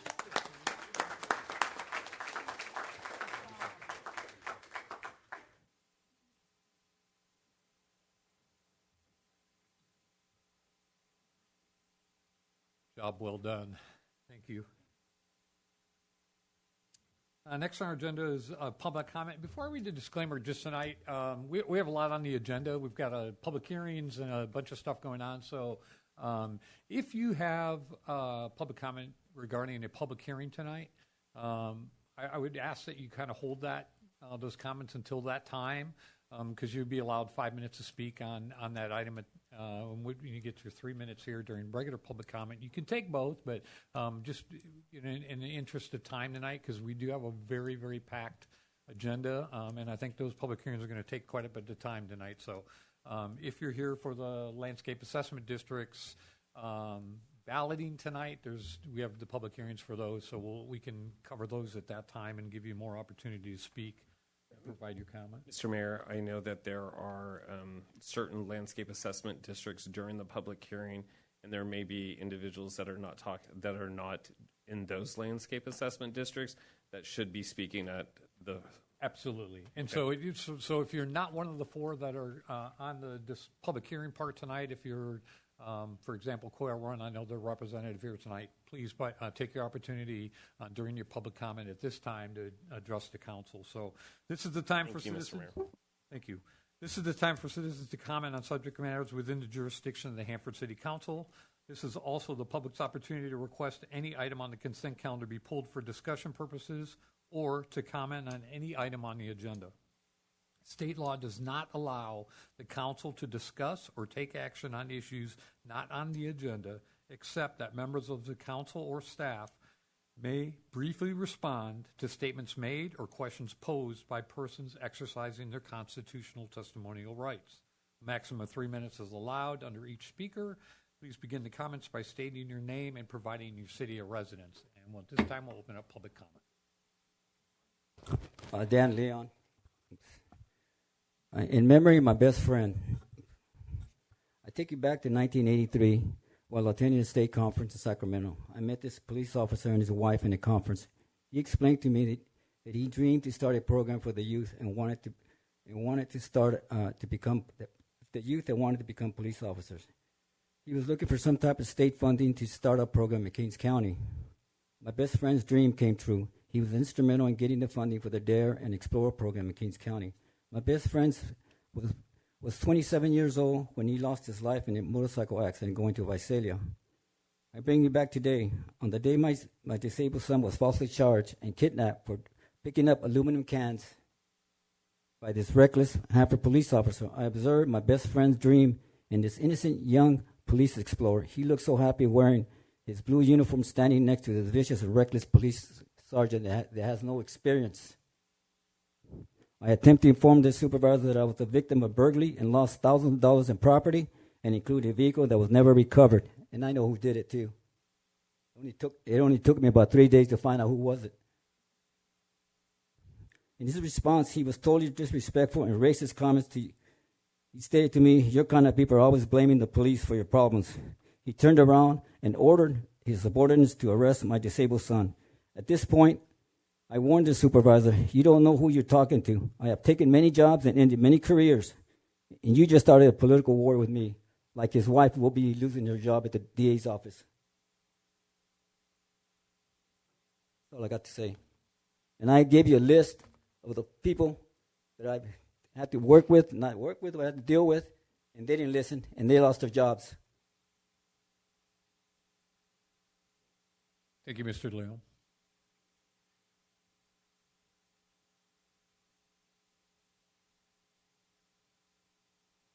Anyone else wishing to make public comment?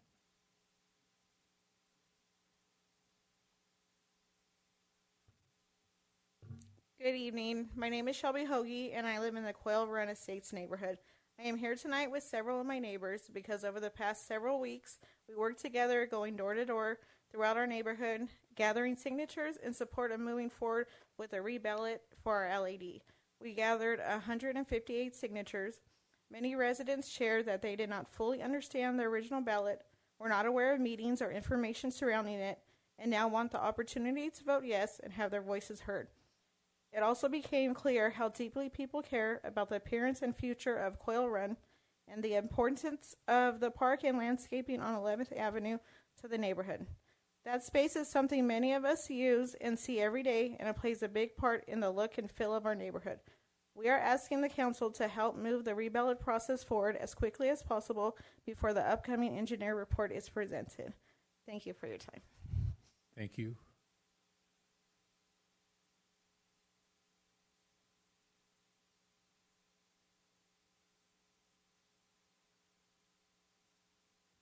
Good evening.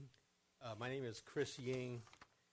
I live at 205 East Birch Avenue, but I'm reading something that was put on my door in my neighborhood, and I just wanted to read something that somebody says.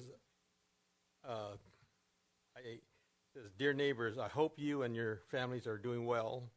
I'm writing to inform you about a matter that may affect our neighborhood and to encourage community awareness and involvement. It has recently came to our attention that there are plans to open a clean and sober living facility for 8 men at 450 East Birch Avenue, Hanford, California. As residents of this quiet, family-oriented neighborhood, many of us have concerns about how this could impact the character, safety, and peace of our community. While we understand the importance of helping individuals in recovery, we believe it is also important that nearby homeowners and families are informed and given the opportunity to express their concerns and ask questions regarding zoning, supervision, parking, noise, and the overall effect on the neighborhood. We encourage neighbors to stay informed, communicate respectfully with city officials, and participate in any public meetings or discussions regarding this matter. Community involvement is important so that the voices of residents are heard before decisions are finalized. And this couple said that, encouraged to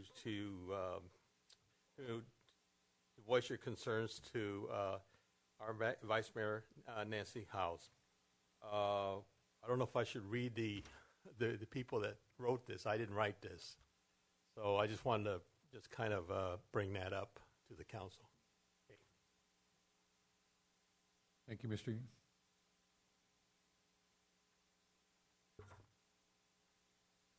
Good evening, council.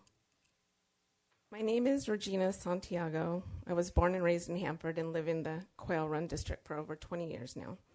I just wanted to share a little bit of why Quail Run Park and the surrounding neighborhood is so important to me, my husband, and my fellow neighbors.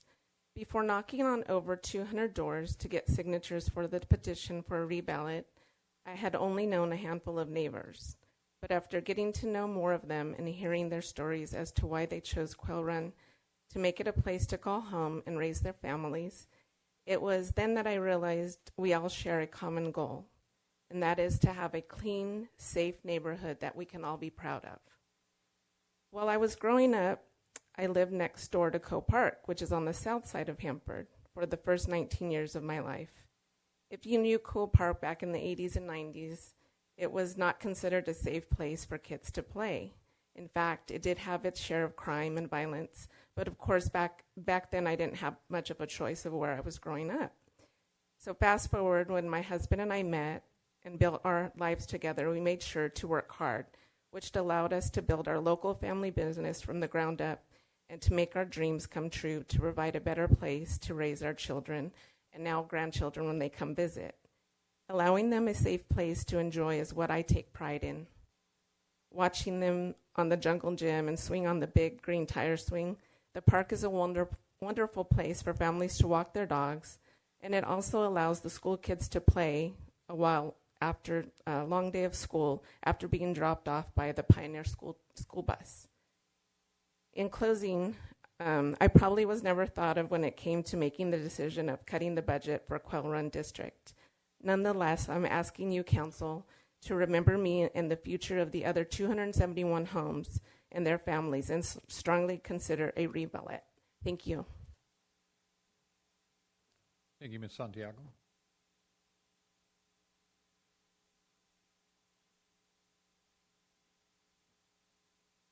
Hello, I'm Becky Thompson. I live in the Quail Run neighborhood.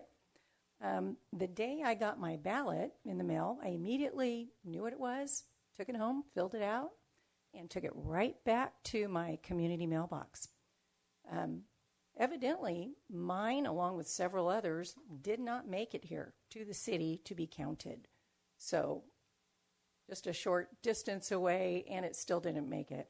So while we were out getting signatures, we encouraged people that if we're allowed to have new ballots, to please hand deliver them to the city or to hand deliver them to the post office, because we cannot rely on our local mailboxes. So our vote did not get counted. So I'm here asking to have new ballots sent out so that we have a fair shot at voting on this subject. I'm a real estate appraiser as well, so this all affects property value in my mind. That's how I work. So without having a park or the landscape maintained, somebody that would be looking at my home to purchase, they're going to go to another neighborhood that's maintained. So just please keep that in mind, and we're hoping that you will grant us another opportunity to vote, and along with some of our neighbors that disregarded the original letter, which, by the way, I brought both the original letter and the letter that came out that stated, here's the repercussions of your vote, which I wish you guys would have sent out first, because this really nailed it, saying in plain English, this is what's going to happen.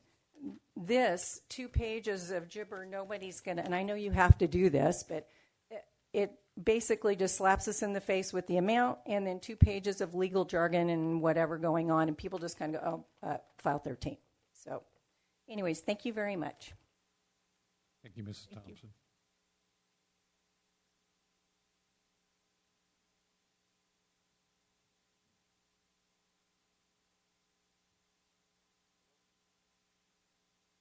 Hello, my name is Atish Maman. I'm also part of our little neighborhood council from Quail Run. I represent probably the youngest of, our council, and probably the youngest of the homeowners over there. I would simply like to say that I want a chance to save my park. I grew up in that park. I played there just about every single day. I saw that park on my walk to Pioneer Middle School, and that's where I hope to one day bring my kids when I visit my parents.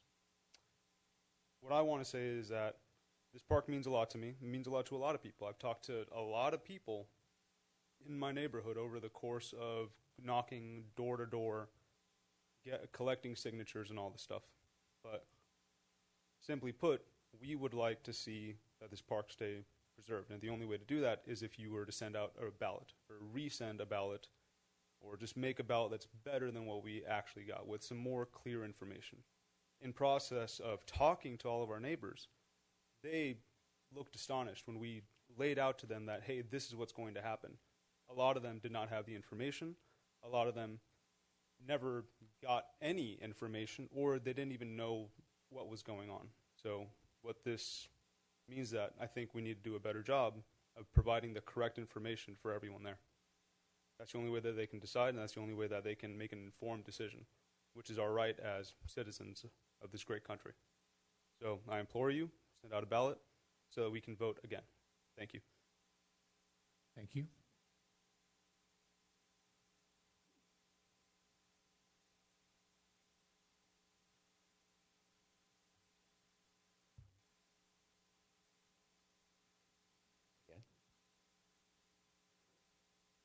Green light should...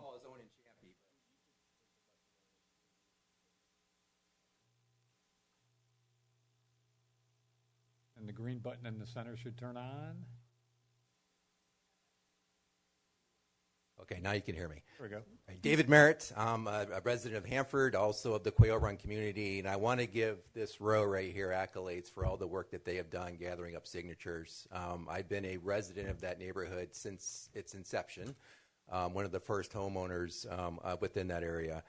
And beyond what is happening, we need to also consider 11th Avenue is a major road in and out of Hanford. And when you drive that road today and you look east toward that neighborhood, It's an embarrassment seeing the degradation that's occurring with the landscape through there. And we also raised our family there, and our kids grew up in that park too. So definitely want to see that continue on. So I do encourage the council to please move forward with a new ballot initiative on this. And it's also encouraging to see that the city also received an award for their aquifer sustainable actions there. As you all, a lot of you know me, what I do in my world. I would encourage looking at some of those opportunities with our landscaping that we could take it back to more native and natural and reduce our water consumption and further enhance our agricultural community. So with that, thank you. Thank you, Mr. Merritt.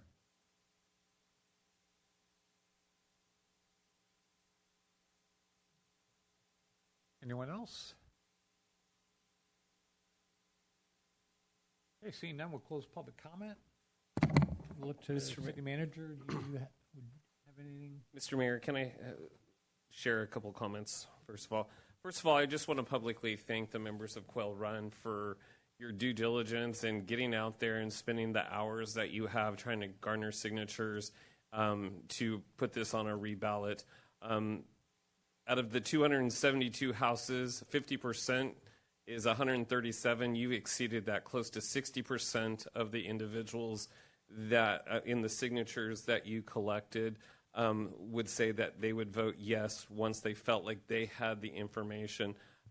It also was interesting to see that 24 of the 55 no votes that we initially received on the vote, now they felt that they had that information that they would vote yes on it. And so I just want to commend you for all your efforts. And it's been a pleasure meeting with you. And you guys are some motivated people. And from coffee in the park, coffee and donuts in the park, to bounce houses in the park, to get people to come together. But as you stated, the Santiago said that you met more people, more neighbors in these last few weeks than you did in the 20 years that you were there.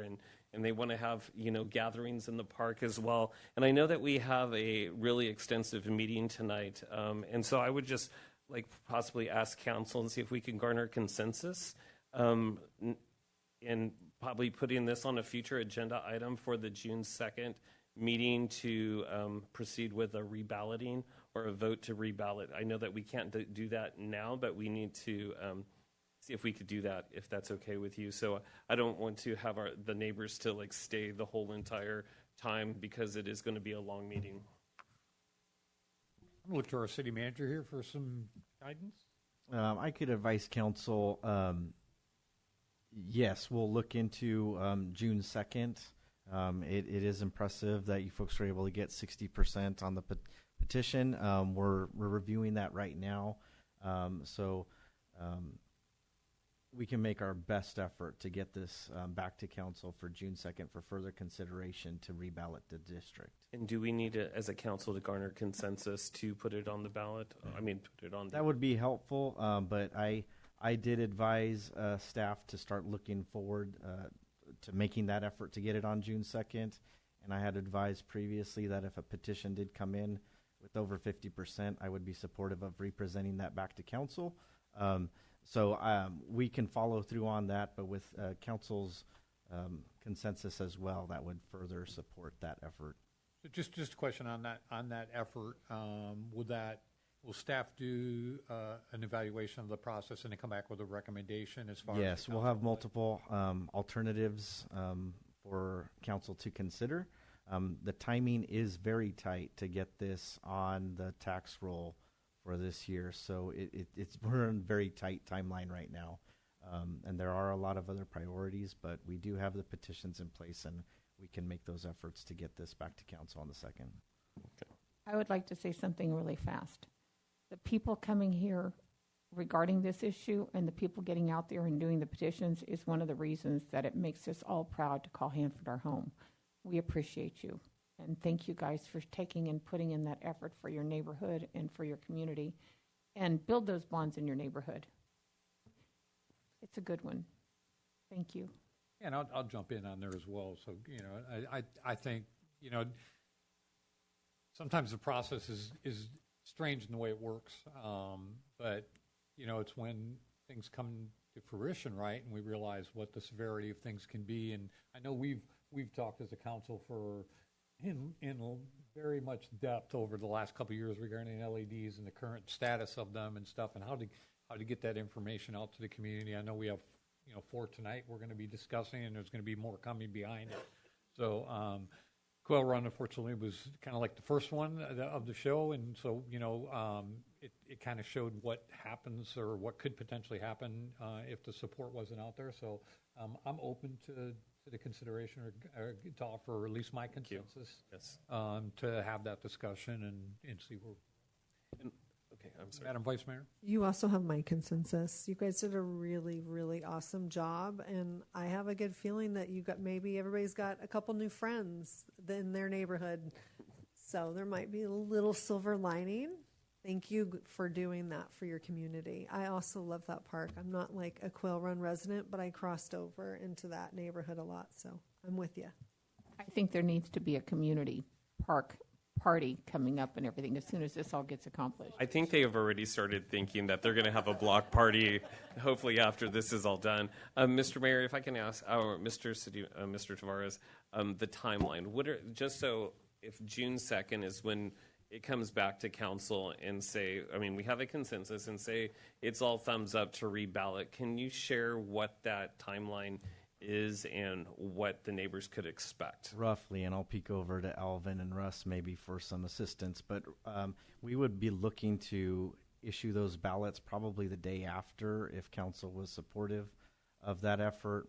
Just a reminder, there is a cost to the district for this, and there's cost to the city too in this effort. But there's a 45-day period where we have to have that ballot out there. So that's why that timeline, there's that crunch there to get this into the tax collector's office to get the assessments on the tax roll. Now, when you say 45 days, is that 45 business days or just 45? It's 45 days, I believe. Yeah, calendar days. And is there any way that we could shorten that legally?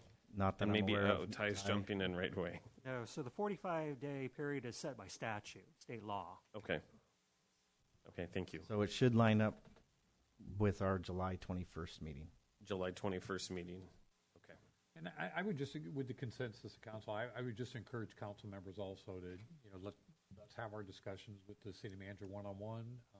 Because I don't know what this looks like or how this process will move forward, because the balloting has already occurred and the costs associated with it and how all this will come out to play. But I think it's our opportunity to get the information so we can, maybe help expedite things if, as the time comes. Yes. I also like the suggestions Rebecca said in regards to having that information for the future LEDs coming out and everything else so we might avoid this process in the future. And I appreciate everything that Alvin and Russ has done to get the ballots out, and we're going to be talking about 4 LEDs this evening as well. But also, we do have to have that legal mumbo jumbo, as you stated, in there. But if there's something else in through your input, and hopefully we can consider that as well to make sure everybody is fully understanding the issue. And just one last thing I'll add is we've had, LED discussions have been taking place, since day one that I've been on the council. We've been talking about LEDs and the deficiencies that they've been running or the concerns that we've had regarding levels of service and what that looks like. And for the last 3 years, it's unfortunate. I know not everyone is out there, but I do know our staff is tried to get that information out to the community, tried to share that information with them. And so, I think these are the conversations we need to have to move forward, but just have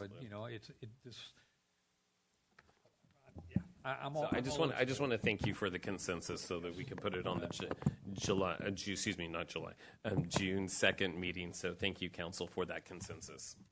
I would also like to see if there's any way we could make it easier to understand. I feel like everything that comes from any government entity, I understand. Can we have legal mumbo jumbo and then like the layman's terms? Because it, especially to some brains, it's too much for us. I'm sorry. Okay. I think we have a consensus, and we'll get that back. So thank you for all being in attendance tonight. We'll move on to the next item on our agenda, the consent calendar. Consent calendar items are considered routine and enacted by one motion. There will be no separate discussion of these matters unless a request is made, and then the item will be removed from the consent calendar to be discussed and voted on by a separate motion. So we have items A through N tonight, and just on my side and for staff, I think we're going to request item H be pulled. Mr. Mayor, I'd like to pull item L as well. Item L. We have items H and L being pulled. Other than that, I'll entertain a motion on the remaining items. I'd like to make a motion to approve items A through N, omitting items H and item L. Okay, we have a motion by Councilman Payton. I'll second that. Seconded by Vice Mayor Howes. Madam Clerk.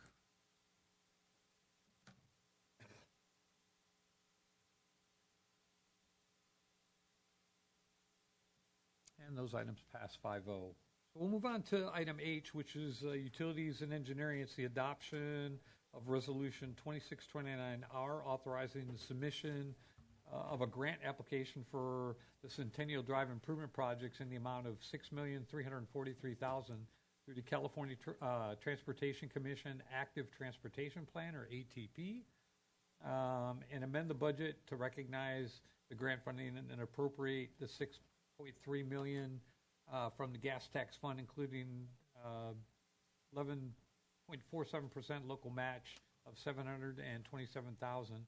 If the ATP grant is awarded to the city, the appropriate $49,960 from the gas tax fund for grant writing consultant services from Aurora Consulting. So, Mr. Centeno, thank you. I will tell you, the only reason I asked to have this item pulled is when I was reviewing the staff report, there was just a concern on the resolution side of things, and so I'll defer to you to or staff to present for the council.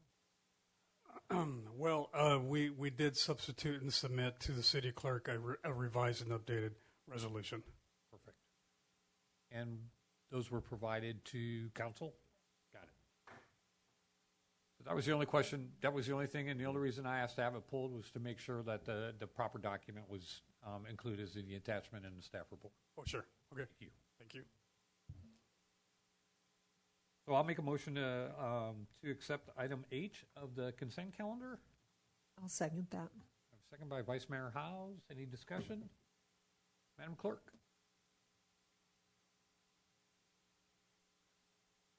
And the item passes 5-0.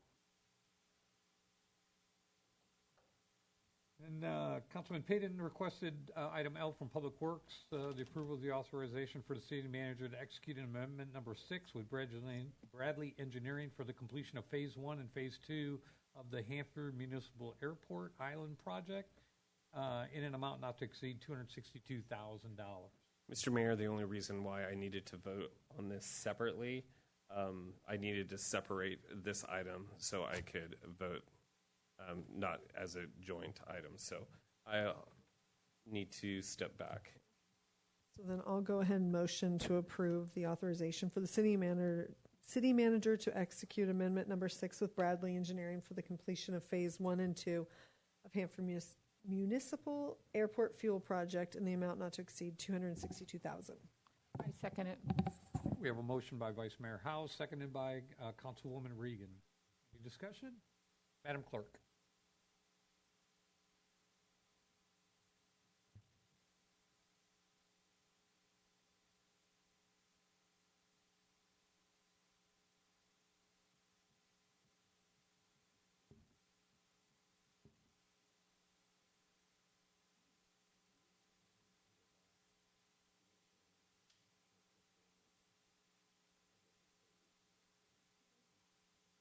Vote. Take a roll call vote. Councilmember Martinez. Yes. Councilmember Reagan. Yes. Councilmember Payton. Abstain. Vice Mayor Howes. Yes. Mayor Kairos. Yes. Let the record reflect that we have 4 yes and 1 abstention. Yes, thank you. Thank you.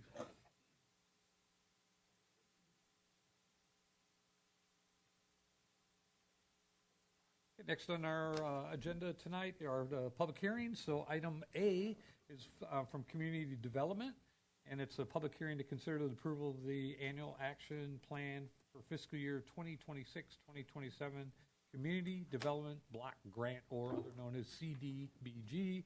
And we have Ms. Sandra Lerman with us tonight. Welcome. Good evening, Mayor, members of the council. Tonight, I'll be presenting the draft for your approval. So just a brief overview. The consolidated plan is a 5-year planning document that identifies the local housing and community development needs and establishes the long-term priorities through 2028. And the annual action plan outlines the projects for the following year. And it also is an implementation document that outlines the projects and activities for the proposed year. Together, these two documents act as the city's use of federal funding to support housing and community services and neighborhood improvements. So if you recall, I was here on March 3rd. At that time, I only had estimated numbers for our entitlement allocation. Since then, HUD has announced our allocation for 26, and we got an additional $42,465. So the entitlement allocation has been revised to the $565,973. And we also have at that time, I had estimated $23,000 in program income, but it's actually changed to more like 15. And we also have prior year resources of $23,481. So for a total budget of $604,454. These are the revised projects on March 3rd. These were I had put together estimated budgets with the 546,508, and then we got an additional 57,946, with the majority of the changes going to senior services, an additional 23,481. Fair housing got another 1,000. Recreation program got another 1,000, and the home repair program got another 28,000, and planning administration 3,493, which makes up the 604,454. So tonight I'm here asking that we conduct a public hearing and receive public comments on the proposed 26-27 annual action plan, and that we adopt, or the council adopt, resolution number 2621 approving the 26-27 annual action plan. Thank you, Sandra. So at this time, we'll open up the public hearing. I generally do that before the staff report, but we're good either way. So the presentation was made. Any questions or any comments for Sandra? Sandra, a quick question on the home repair programs. If you go back, the 156, now 185,000. In previous years, do we utilize all that money? And could you share exactly like what people can do to, qualify or, get that assistance? So it's usually word of mouth. The neighbors share, or sometimes Commission on Aging will refer seniors to us. And primarily it really is, it's geared towards seniors. So do anywhere from roofs to AC to plumbing repairs. We did have a couple in the last couple of months, the islands that have been annexed are not connected to the sewer. So I believe we have 2 houses in the workload that we're assisting them getting that going. So it could, and as well as ADA improvements, we do wheelchair ramps, bathroom accessibility, and it's very popular. Now, is this a matching, or is there a match that is required, or is this like 100%? It's 100%. It's 100% help for the seniors. For seniors. Yes. Awesome. Great. Yeah. Thank you. Council, question? this is limited to the target areas for CDBG money, or no? No, most of these programs are clientele based. So we go through the process of qualifying the client, the applicant. Thank you. Well, Sandra, it's nice to see that we've had an increase in funds over last year. And when we're talking about the senior services, having an additional $23,481 is senior services. We've had a lot of previous discussions about helping the Commission on Aging because they do so much for our community, providing meals and things like that for our community. Is that part of that $23,481, right? That was. It is. Okay. So we were able to increase their budget for this year over what we originally planned at, I think it was 40. It was, so the initial budget was 49,000, but we did receive a couple of payoffs. So a portion of that went to senior services, which was what council had directed staff to do. So that's where the majority went. And I know we have the director here tonight, Bobby Wharton, and I'm looking at her as I'm speaking, but it's nice, we had this discussion about if there were additional funds being available that we could shift some of those funds over to your way because of the way the breakdown was. So I'm glad to see that happen, and I know you put those monies to good use. And you could probably use more, but I do know that we rely on you for that, and so I thank you for that. So just wanted to make that comment. And I just want to make a comment. I just did a little math here, and that's us investing over $250,000 for the seniors in our community. Yeah. And so that is something that I think I'm proud this council is, hopefully supports it because there's definitely need out there. And as you said, that this is a popular program, and Meals on Wheels and the emergency ADA accommodations and stuff for seniors. So $250,000, and I think that is fantastic. I think so too. And not to mention, Parks is doing hopefully some senior scholarships as well. Let's add 12 more on that. Yes, yes. Okay, so we'll open up public comment portion of this public hearing, and we'll open up public comments for those in favor first. You'll have 5 minutes to be allowed for each speaker. Please begin your comment by stating your name. So anyone in favor of?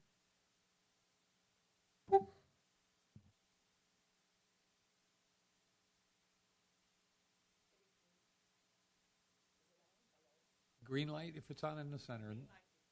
No, on the center piece right there. Thank you. Good evening, Mayor and members of the council. My name is Bobby Wharton, and I'm the Executive Director for the Kings County Commission on Aging. Services for seniors 60 and over. First of all, I want to thank you for your continued support for the seniors in our community and for considering the funding through the Community Development Block Grant Program. Your investment truly makes a difference in the lives of older adults who are struggling to make ends meet. When you support the senior services, everyone wins. We are often able to help older adults remain safely housed, keep food on the table, and maintain the basic necessities such as electricity, water, gas, the gas services. In many cases, a small amount of assistance prevents a much larger crisis. For example, we recently assisted a senior in a utility bill that was over $2,600. And when we questioned him why the bill was so high, it was because he had to make a decision with his medical bills or the utilities. He had had an organ transplant, so he had to travel out of town monthly to get this taken care of. So we were happy to be able to assist him. He was able to keep his services connected, and this is a win-win for everyone that's involved. This fiscal year, our agency was awarded $45,000 in CDB grant funding, which $15,000 of it was used for rent and utilities. $30,000 was spent on food. I think it was last year, I was in Texas, and seniors know how to find you. Our office normally closed for 2 weeks during the holiday. And the senior posted on our Facebook page through Messenger that she hadn't had anything to eat for several days. And what we normally do, we just don't close. We provide the Meals on Wheels with 2 weeks worth of meals. And then the congregate site, what we do is we buy a grocery bag. We give them a grocery bag and a gift certificate. That way they don't miss food. Well, she told me, when I called her, she left her phone number. I called her, asked her what had she been eating. She said she had an orange tree, and she had eaten oranges for several days. So I immediately tried to reach out to staff, but of course no one is answering their phone. It's the day before Christmas Eve. So I thought, wait a minute, Pam's going to answer a call. I don't care what time it is. So I called Pam Chen to ask her if she would go do some grocery shopping. We have an account at Food Co. Told her just go charge the food. And I asked her to go to Safe Mart because they have the holiday dinners, and if she would see if she preferred ham or turkey. And so all ended well. And in addition to that, the $15,000 that was put for utilities, we've actually paid nearly $5,000 has gone back to the city on past due water bills. So we really appreciate that. I know the seniors appreciate it, and it helped them, that's facing hardship. These funds do more than provide assistance. They help stabilize the risk of seniors. They reduce homeless risk. They improve the health and outcome. They strengthen our community as a whole. So I would like to just say once again, on behalf of the seniors we serve, thank you again for recognizing the importance and supporting the older adults in the community and for considering this funding request. We truly appreciate your partnership and commitment to helping seniors, to help them age with dignity and security. Thank you. And so I wanted to give you a little breakdown. In 2024-2025, we was awarded $78,000. We were able to serve 360 seniors with the Meals on Wheels program. We served 78 by paying rent and utilities. So we put $40,000, $76 went to food, $37,923.21 went to rent and utilities. This fiscal year, we was allocated $45,000, and $30,000 went to food, which we've served 140 so far. We've served 14 in rent and utilities. So we have a balance of probably roughly $12,000, $10,000 for food, $2,094.39 left for utilities, and I asked them, hold on to something for emergencies. Thank you very much. Bobby, thank you for everything you do. Appreciate all the hard work you and your staff do. I mean, it's important, I know, this council to, support our seniors out there, and especially in today. I mean, this is money being put to great use, not good use, but great use. And so, I'm glad that we can assist you along the way and keep doing what you do, because our community needs you out there. Thank you very much. I love my job, and this is my 22nd year, and I'm having a hard time thinking about retirement. It's not going to be anywhere soon. Can't do that. Please don't. Please don't. Thank you. Bobby. Thank you. Bobby. Yes. Real fast, I wanted to say something.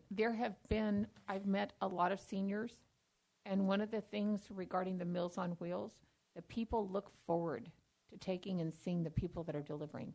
They do such a wonderful job. They feel like they're their friends, and they really, really make a difference. Yes, some of them stay out way longer than they're supposed to because they're visiting, which is fine. And if a driver has a doctor's appointment and they have to get a different driver, they want to know what happened with my driver. I want my driver. So, no, they really do love the people that they meet. They make a difference. And the drivers love visiting with them. When you say 360 meals, that is 360 meals monthly? No, 360 people.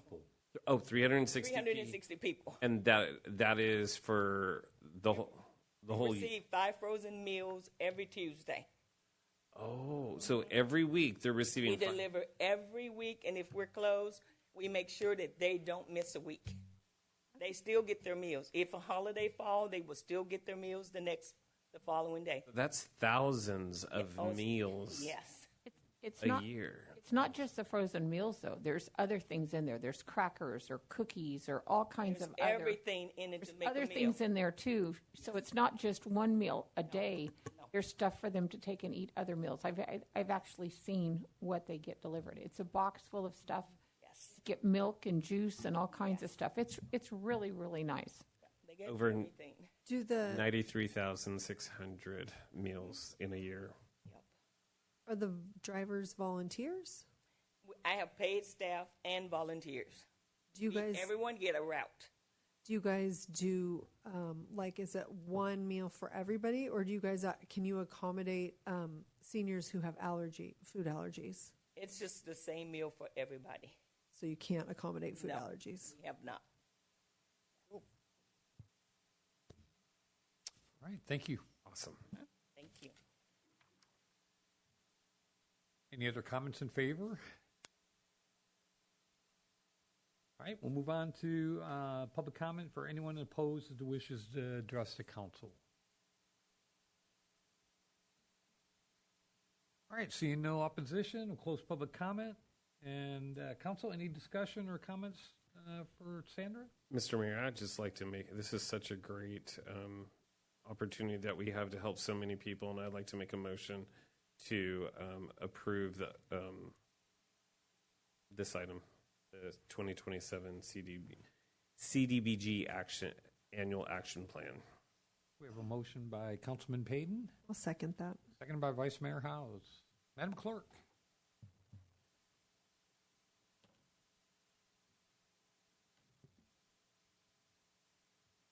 Thank Great you, job, Sandra. Sandra. Great Thank job. you. Thank you. Thank you.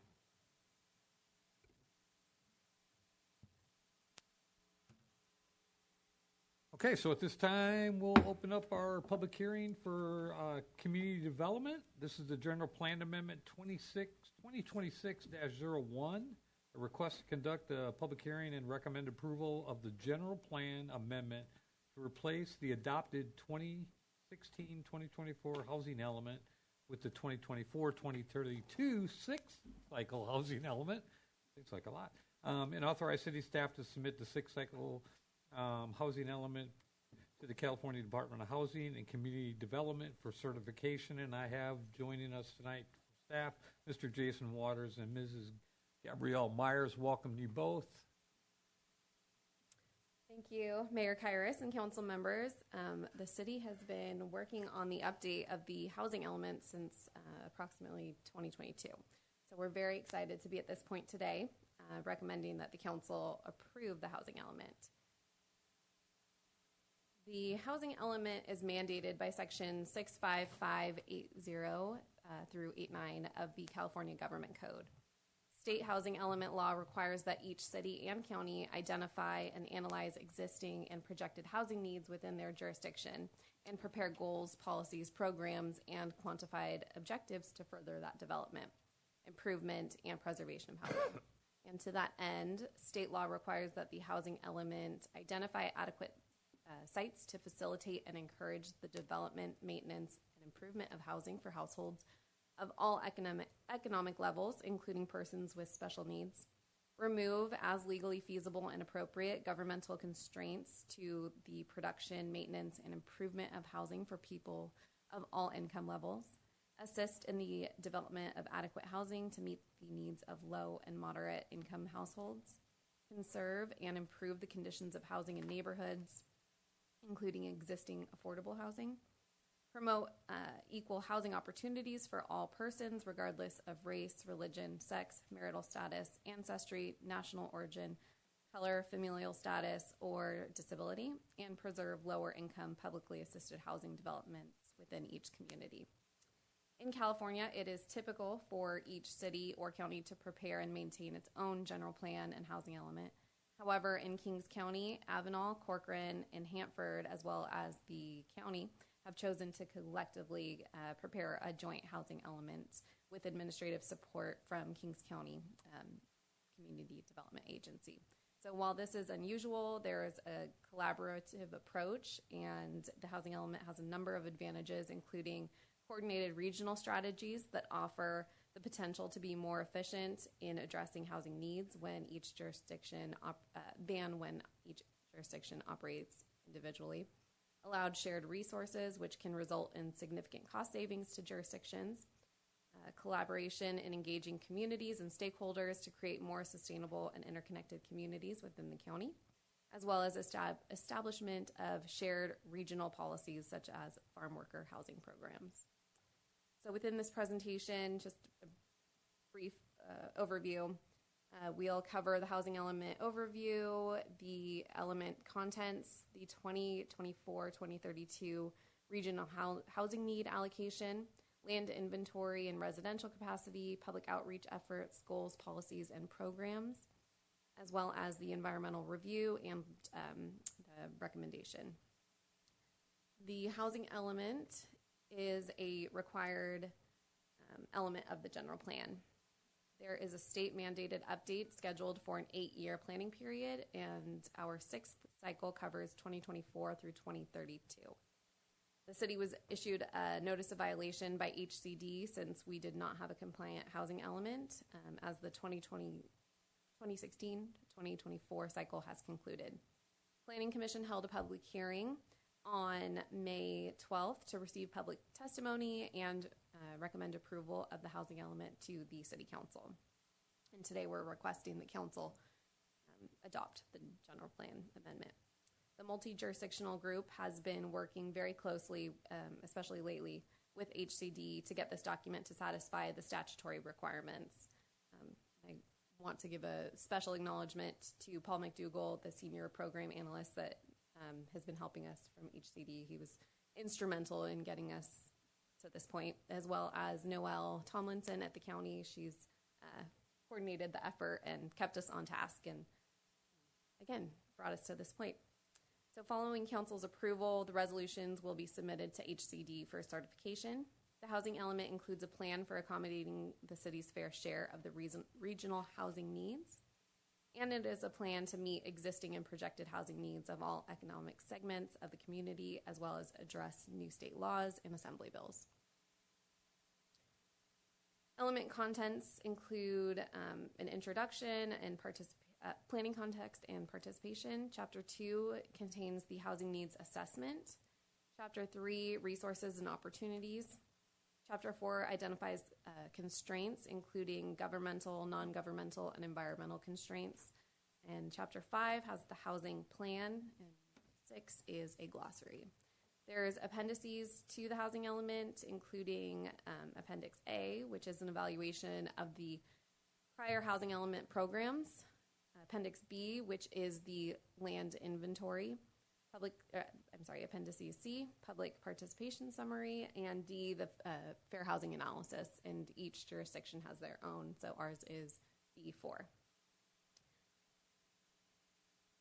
The multi-jurisdictional effort implemented various forms of outreach, including a housing needs survey questionnaire in November of 2023, a public workshop and joint study, November 2023. The first draft was presented to the Planning Commission and City Council in August and September of 2024. The first draft had a public review period of 30 days.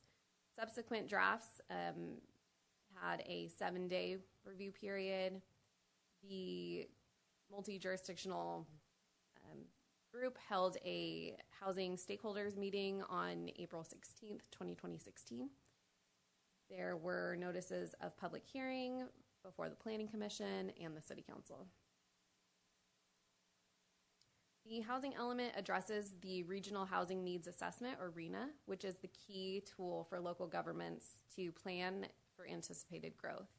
The RHNA quantifies the anticipated need for housing within each jurisdiction for the 8-year planning period from January 2024 through January 2032. And communities then decide how they will address this need through the process of updating their housing element and general plans. The RHNA plan only determines the number and affordability of housing units that each jurisdiction needs to plan for through land use policies, regulation, infrastructure plans, and other housing assistance programs. Construction and development of the allocation is not a requirement of the RHNA. So the RHNA is assigned to the county as a whole, and from there, the RHNA is allocated to each jurisdiction.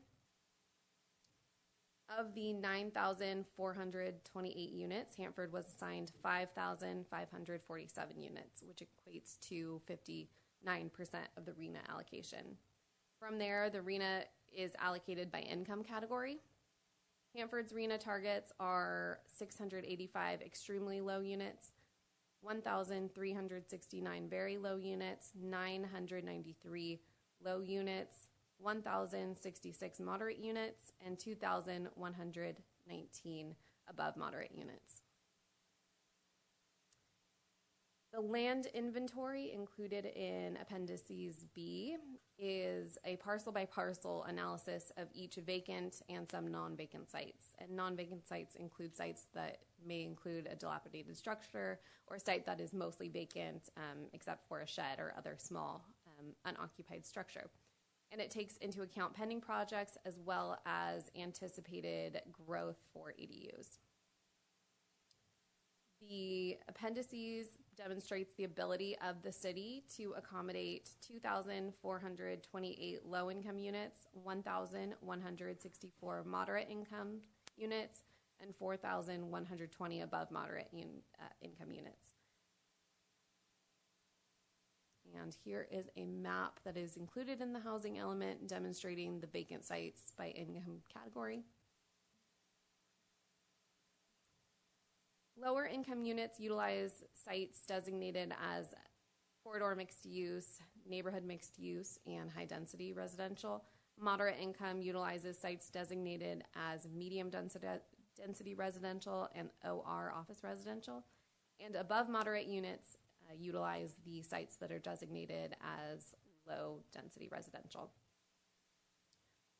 The land inventory assumptions assume that density equals affordability. Therefore, above moderate incomes units are single family units. Moderate income would include duplex units, townhomes, and other moderate density multifamily. And low income assumes high density multifamily development. Within the housing elements, following an analysis of what the city faces as barriers to development of housing or a concentration of above moderate income within a certain area or other housing issues, housing programs are developed to address these issues. I believe there's 25 of them. So I'll just read the title, and if we need to cover any, feel free to stop me. Okay, number 1, code compliance, housing rehabilitation program, preservation of at-risk affordable housing, adequate sites monitoring, density bonus programs, a plan unit development program, objective standards, home sweet home and first-time homebuyer programs, Section 8 rental assistance programs, affordable housing, promotion, farm worker housing, emergency shelters, housing for persons with disabilities, promoting equal housing opportunities, continued affirmatively furthering fair housing for Hanford. And this includes strategies for housing mobility and new opportunities for relatively higher opportunity areas, place-based strategies toward community revitalization, and displacement risk. 15, reducing greenhouse gas emissions and promoting affordable housing by facilitating mixed use, higher density and infill development near transit stops, existing community centers, and downtown. Updating and amending the general plan and zoning ordinance in compliance with state law. And within that program, you'll see about 11 or 12 areas that the municipal code needs to be updated to coincide with state law. Review and updating the site inventory to meet RENA targets. Housing no net loss program and replacement housing. ADU outreach meetings and incentives, development of extremely low income housing, single room occupancy housing, and prior sites identified in site inventory, and that's a program to be adopted. Regional housing collaboration efforts, as well as homeless and unhoused needs. The adoption of the 2024-2032 housing element update is a general plan amendment and is exempt from California Environmental Quality Act, CEQA, pursuant to Section 15061B3 of the CEQA guidelines. The section states that a project is exempt from CEQA if the activity is covered by the general rule that CEQA only applies to projects which have a potential for causing a significant effect to the environment, and where it can be seen with certainty that no possibility of the activity in question may have a significant effect on the environment, the activity is not subject to CEQA. And changes proposed by the housing element update are technical changes concerning general plan policy for the implementation of housing policy. And there's not a possibility that these changes have a significant effect on the environment by the act of adopting the update.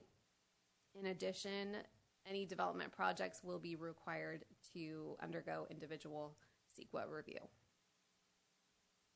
On May 12th, the Planning Commission held a public hearing and recommended City Council approval of the General Plan Amendment to replace the 2016-2024 housing element with the 2024-2032 sixth cycle housing element.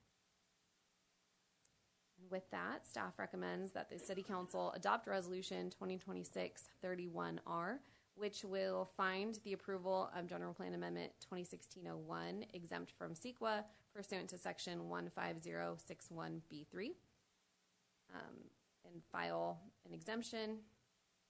Find that the 2024-2032 housing element is consistent with and will implement the policies of the 2035 General Plan. Find that the 2024-2032 housing element substantially complies with the requirement of Government Code Section 65580, and approve General Plan Amendment 2016-01. And your recommended motion is above the screen. I'll invite any questions you may have for staff. Council, any questions or comments for staff? Just a huge congratulations and good job getting that done. That's excellent. Really, that's the best. Now Governor Newsom can, maybe he'll call and say, good job, guys. I doubt it. But at least we won't be on the naughty list. So thank you for doing all that. And I've been asking Jason lots of questions and learning all about it. And this is really detailed, and they are doing a lot of work, and it's kind of just, it's a lot. So I appreciate it. I just want to say, in reading in the staff report and reading the letter from Mr. McDougall from the HCD, and where he specifically in the letter mentions that he wants to commend you for your efforts and puts you in by name. And he says, the HCD particularly commends the efforts of Gabrielle Myers, whose responsiveness and perseverance has provided a tremendous public service. And so just thank you, Gabby, for all that you've done to help finish this housing element, and you're a rock star. So thank you so much.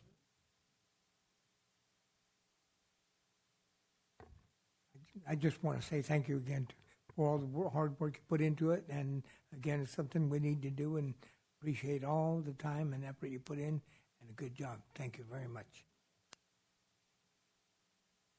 So I'll kind of caveat, not that long ago, there was a media release. The governor got in front of a camera and kind of threw our community under the bus for not meeting our housing element reporting. And the funny thing about it is we were working on it collectively and collaboratively with the county and a couple other communities.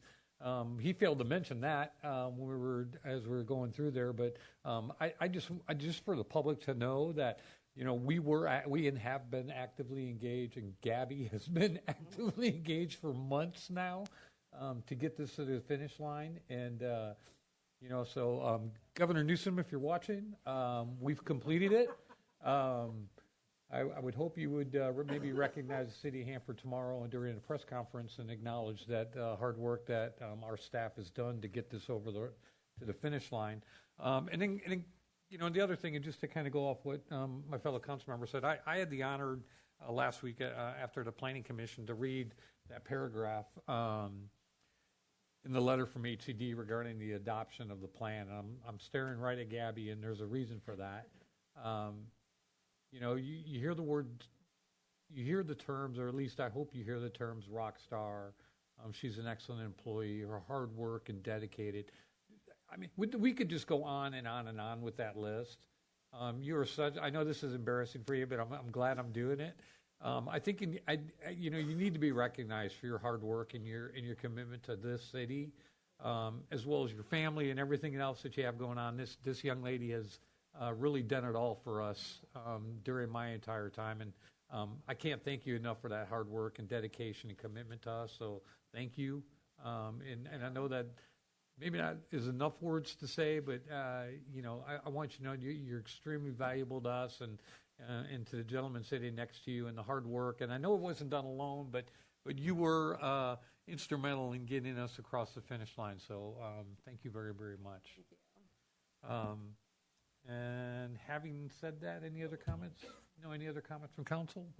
I guess go ahead. I was just going to say, it's also worth noting that we were in compliance. We just didn't have the documentation saying. It's not that we were doing the wrong thing. We just didn't have the right documentation. So I think that's worth noting, just for people who, if you did see that story and you think, oh my God, the city I live in is breaking all the rules and they're not doing it right.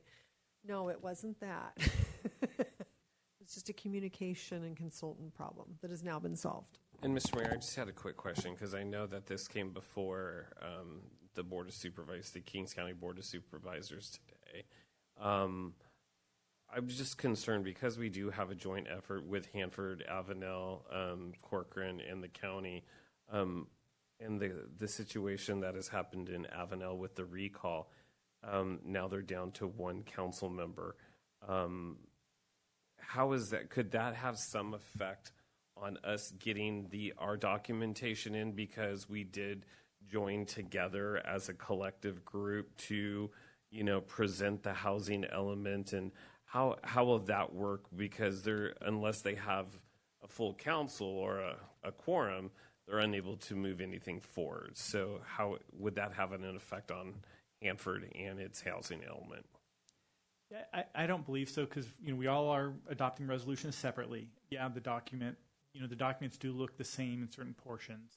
We do have individual portions that are distinct from everyone else's. So we're adopting our version of it, which does share a lot of similarities in certain areas, but it does also have sort of that distinct portion that applies to Hanford. So right now we're under the impression that our adoption of it satisfies at least the city of Hanford's responsibility as it pertains to housing element. So even though we're collectively together, we're moving forward with our documentation, and it's not pending on if another city, passes their housing element, that we could get checked off of the governor's list. That's correct. Our mayor has stated, yes. Okay.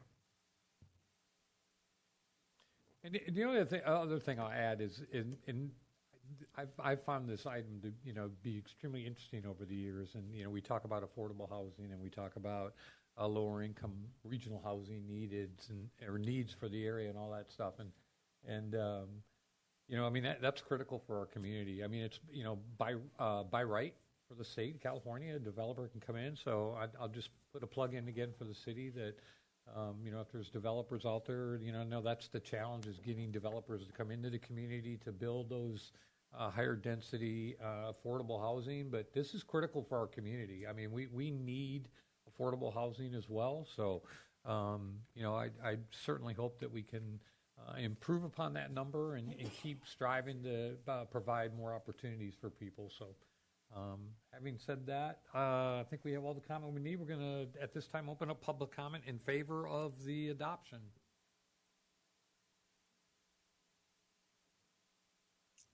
Okay, seeing none, we'll close the favor. We'll open up anyone in opposition. No opposition, and so I'll look to council for a recommendation. Mr. Mayor, I'd like to go ahead and I'm sorry, I accidentally closed my sheet, but make a recommendation for all four items to find the approval of the general plan, to move to adopt resolution number 2026-31-R. Okay, we have a motion by Councilman Payton, seconded by Councilman Martinez. Madam Clerk.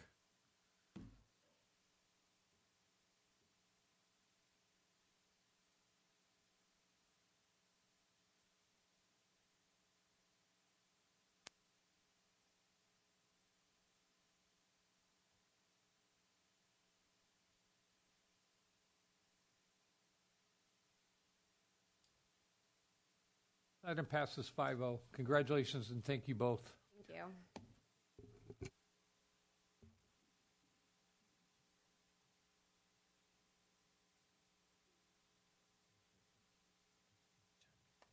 Okay, so the remaining items tonight are the, before we open the public hearings on the landscape assessment districts, I just want to make a quick notation that there's no business items after these items, so these next 4 items are going to be dealing with the landscape assessment districts of Hyde Park, Crystal Springs, Portofino, and Gateway Estates. So if there's anyone in the audience tonight that isn't interested in sitting through these public hearings, that's the remainder of our meeting tonight. So at this time, we're going to open up our first public hearing regarding the landscape assessment districts. This is item C. This is to receive ballots and public testimony on the proposed funding changes and assessment increases for 2026-2027 of Hyde Park Landscape and Lighting Maintenance Assessment District in the city of Hanford. And so I'd like to welcome Mr. Russ Sterling and my mind just went, Alvin. I'm sorry, Alvin. My mind just went blank. I'm trying to process all this. Mr. Alvin Diaz. So welcome you both. Good evening, Council. Deputy Director Diaz will be presenting the LADs tonight. Thank you, Mr. Mayor, fellow council. Our first public hearing is for the Hyde Park subdivision. Give you a little background on it. The Hyde Park subdivision was originally established and approved by City Council in 1990 and was completed in one construction phase with the total lots within the landscape and lighting district to 14. The original maintenance assessment was $62.30 per lot. The Hyde Park Landscape and Lighting District has not been balloted in the past for an assessment increase. The district maintenance has been eliminated to reduce expenditures and keep a balanced budget. Staff is presenting a ballot measure to increase the maintenance assessment to the property owners within the Hyde Park Landscape and Lighting District to restore maintenance service and update the aged landscape and irrigation. So we're here tonight to receive ballots and public testimony on proposed funding changes, assessment increases for 26-27 of the Hyde Park Landscape and Lighting Maintenance Assessment District in the city of Hanford. Following close of public hearing, ballots will be opened and tabulated with the results certified and reported prior to the close of the City Council regular session, authorizing staff to implement assessment changes based on the certified results. As part of the ballot process, ballots must go out 45 days prior to tonight's public hearing. Therefore, on March 24, 2026, a total of 14 ballot letters were mailed to property owners. And some of the community outreach that we completed on March 24th, the ballots were mailed out to the 14 property owners, asking them to proposing an increase. The increase includes tree maintenance, landscape enhancements in the common area landscape, raising the assessment enough to eliminate the deficit balance and pay for maintenance costs on an ongoing annual basis that have increased since the Hyde Park 9004 district was formed. On Saturday, April 18th, 2026, staff conducted a community meeting at Centennial Park for the Hyde Park Landscape District. There was no attendance from residents or property owners. At this meeting, staff were prepared to share information on the current state of funding in the district's account, maintenance areas, and previous maintenance contract specifications. Staff are going to discuss the balloting process that would need to be completed to increase the tax assessment to perform maintenance of the common area landscape and what the increased assessment would fund, and address any concerns or questions from residents, property owners. Staff also sent out a series of 3 postcards to property owners with information on the balloting process, important dates, and a QR code to register for the community meeting. And with that, staff recommends that City Council take the following actions. Conduct a public hearing to receive ballots and public testimony on the proposed funding changes, amendment, and assessment increases for the maintenance of balloted Hyde Park Landscape and Lighting Maintenance Assessment District. 2, direct staff to open and tabulate and to certify the results. 3, if no majority protest, direct staff to implement the proposed changes. Authorize the placing of the increased assessment amount on the 26-27 property tax roll. And this is the recommended motion. Okay, so this time I'll direct staff if they'd like to start the tabulation process. As council, any discussions or comments? No, I just moved to open up. We need to recommend a motion to open up the ballots. I just gave them direction to do that. We're going to give council, that way they can count the ballots as we're having our That we discussion. had to make a motion, I'm sorry. Yeah, no. And then it'll give them a chance to tabulate the ballots during our discussion time, and then we'll take our public comment and then get the results. And if the results aren't completed, we'll set that aside, move on to the next item, and once they get those ballots tabulated, they'll come back and provide us with the information, and I'll give an update. Can you go back to that picture of that part of that neighborhood? I just want to see it for a second. I know where it's at. I just was trying to see. I don't know. It's over, you know where Circle K is? Yeah. Right there. Right, kind of like across from Circle K.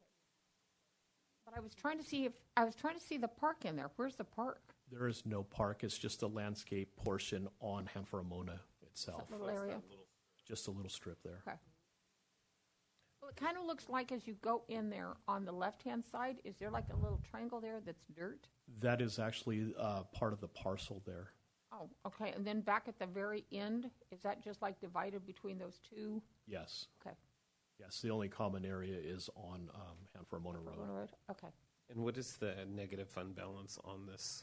Currently, this one is not completely negative, so it brings in a very low amount. And so anytime we have an issue out there, such as tree maintenance or anything like that, it really throws the deficit or the balance off on the district. And so currently they're at a $763 deficit. But with the reduction in service, we're estimating that they'll be back in the black. But the issue is anytime you have a tree or you have to do any type of repairs out there, it just completely takes away any funding. They only bring in $872 a year. How much do you anticipate theirs would be if they're paying $62.30 a lot now? It's proposed to go up to $165 per lot, which would bring in $2,320 a year. You said 165? Yes.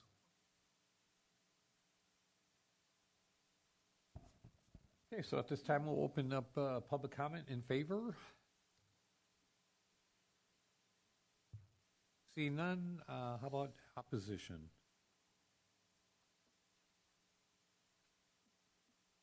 Seeing none, any other discussion or question to council? Madam Clerk, do we have a result? Yes. We have a total of 2 ballots, no approves and 2 disapproves. So I can certify that it did not pass.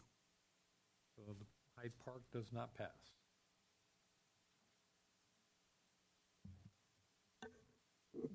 Can you repeat that? It was 2. 2 disapproves, Thank you. no approves.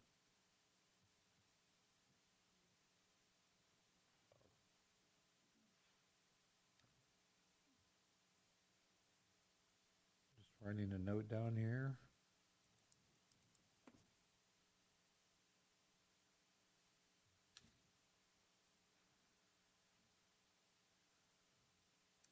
Okay. Fortunately, it didn't pass, so we'll have to, I'm sure there'll be discussions and notices sent out to, as the other ones where we'll notify them of the reduction in service, correct? Yes, sir. Thank you.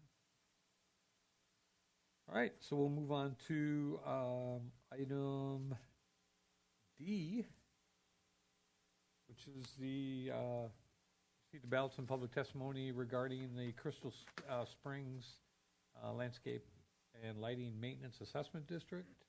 So we have again Mr. Sterling, Mr. Diaz, welcome. And before we start, we have staff that's started the process beginning to count the ballots for this one as well. Open the ballots, I should say. Thank you, Mr. Mayor. And I apologize if I'm reading everything. I'm trying to give them time to open up those ballots. This is our second public hearing for the Crystal Springs subdivision. I'm sorry, I see a typo up there. The Crystal Springs subdivision was originally established and approved by City Council in 1998 and was completed in 3 construction phases with the total lots within the landscape and lighting district to 126. The original maintenance assessment was $38 per lot. The Crystal Springs Landscape and Lighting District has not been balloted in the past for an assessment increase. The district maintenance has been eliminated to reduce expenditures and keep a balanced budget. Staff is presenting a ballot measure to increase the maintenance assessment to the property owners within the Crystal Springs Landscape and Lighting District to restore maintenance service and update the aged landscape and irrigation.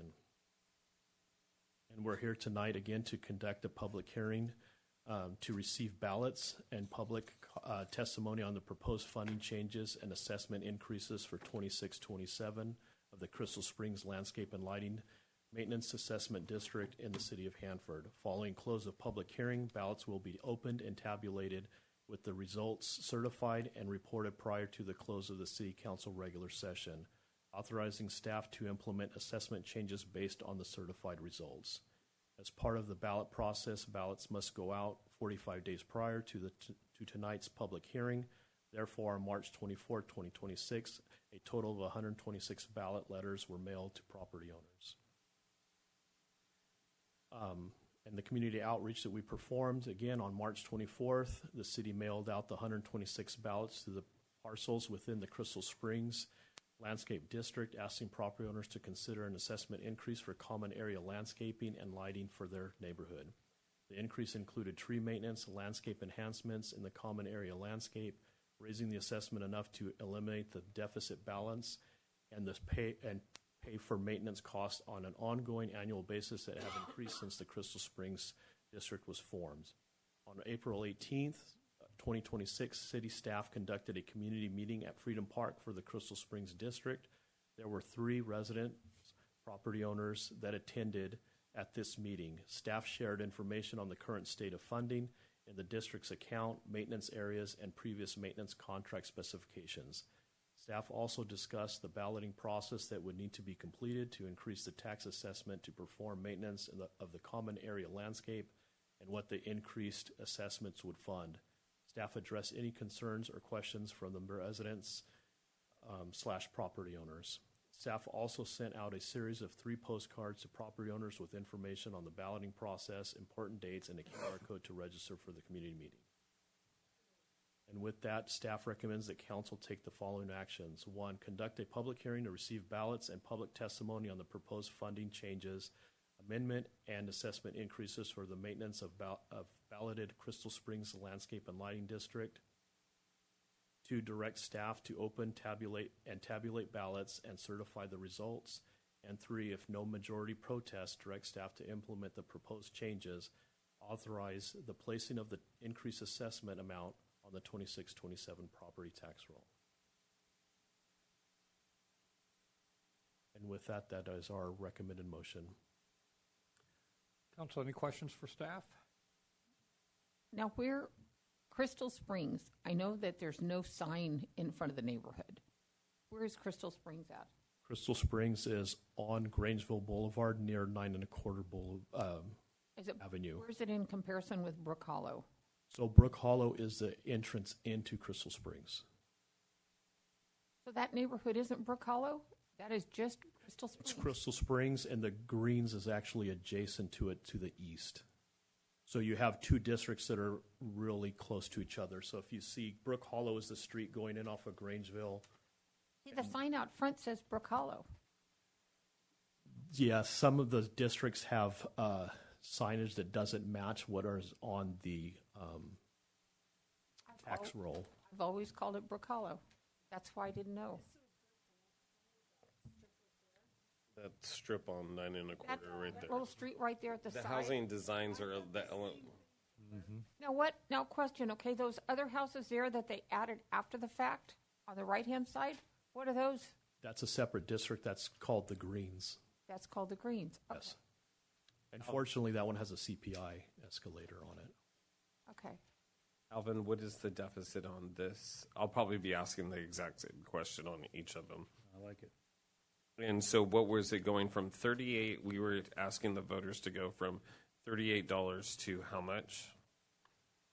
We're asking them to go to 148.11. From 38 to 148. Yes. And what is their deficit? Currently, they're at $6,407, and we're estimating them to finish the current fiscal year at $5,092 in a deficit. $5,092 in a deficit. Now, is that basically most of theirs is on Grangeville? It's all in Grangeville. There's a couple portions going in on Brook Hollow on either side, and then there's the median island on Brook Hollow. I know that over there where that if you take the right-hand part, it goes up, and there's like a little alley or like a little frontage area to the back area there. Is that part of the city? That's access to the basin, so that's maintained by our utilities division. Okay. I just sold a house, one on this side, one on that side. And so that circle right there, that's to go into Freedom Park as well. That's the cul-de-sac. That's the cul-de-sac to Freedom Park.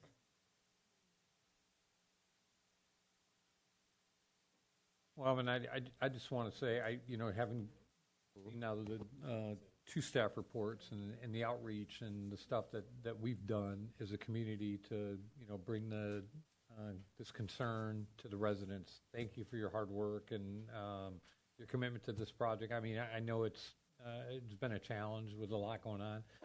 Just a quick question. So in the case of Crystal Springs, currently they're $6,400 or so in the deficit. So what happens now if they weren't to pass this improvement? What happens? Does the city just, if it were not to pass, would we have to write that portion off, or how does that? So what we've done with the two previous is we've eliminated water to the turf, trying to reduce costs. We've really minimized any type of maintenance. So what we've been doing currently is city staff has been going out there monthly just to mow down anything that comes up, knock down weeds, things like that, any safety hazards such as pruning or anything that needs to be done. But other than that, it's very minimal. And you see the effects of what it's doing to the districts. Well, I think like I said, we've been working on this for a long time, and I know there's, so much has been done over the period of time to try to bring attention to this matter and see how the rest of these play out this year. Yeah, let's see.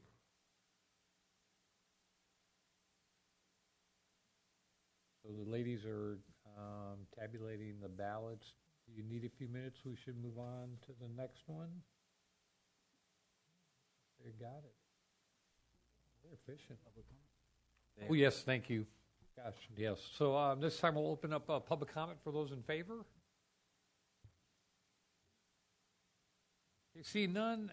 Public comment in opposition. Seeing none as well. Madam Clerk, do you have the results? I do. The Crystal Springs ballots has 5 approves and 16 disapproves. So I can certify that that assessment did not pass. 5 approval and 16 non-approvals? Correct. With 105 houses not voting. And that was a total of, what was it? 126. 126. Out of 126, we had 21 people vote.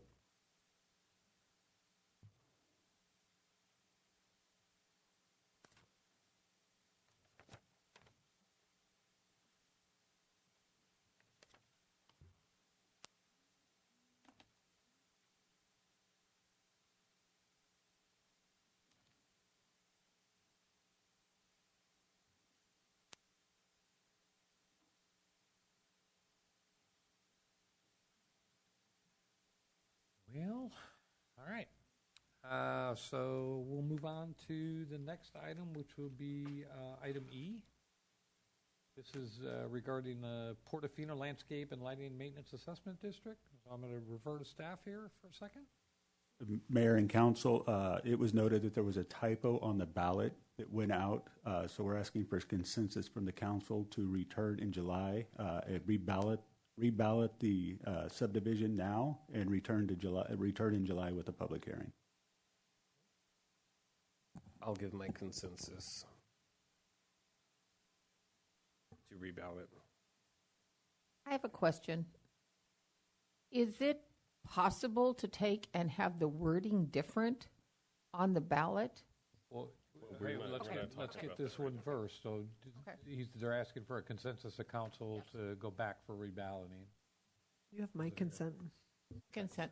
It looks like you have a consensus of council for that. So we'll Can bring we- back item E at a future. Can we address that at the end of all the balloting that we go through if we need to change certain Sure. things? Or Yeah, no, I can we think have we that can- discussion after I think we can do that because it falls into the categories of the LED, what we're doing? Thank you, council. And moving on to our final public hearing, we have Gateway Estates. Gateway Estates subdivision was originally established and approved by City Council in 1994 and was completed over one construction phase, bringing the total lots within the landscape and lighting district to 114. The original maintenance assessment was $26.10 per lot. The Gateway Estates Landscape and Lighting District has been balloted in the past for an assessment increase in 2018, 2019, and 2021, with all three ballot measures failing to receive the required majority vote.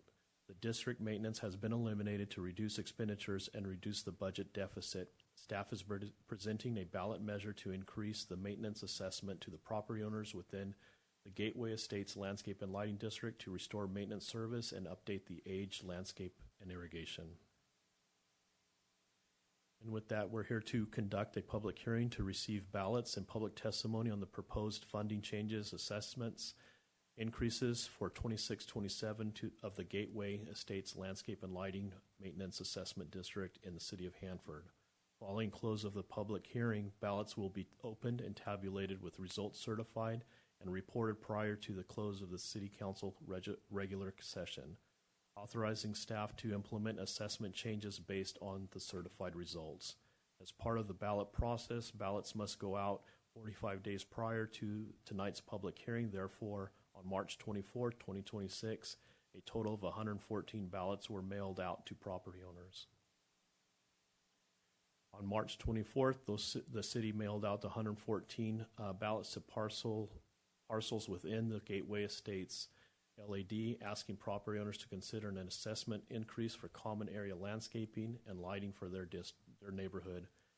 The increase included tree maintenance, landscape enhancements in the common area landscape, raising the assessment enough to eliminate the deficit balance and pay for maintenance costs on an ongoing annual basis that have increased since the Gateway Estates District was formed. On Saturday, April 18, 2026, city staff conducted a community meeting at Gateway Park. There was no attendance from residents, property owners at this meeting, and staff were prepared to share information on the current state of funding in the district's account, maintenance areas, and previous maintenance contract specifications.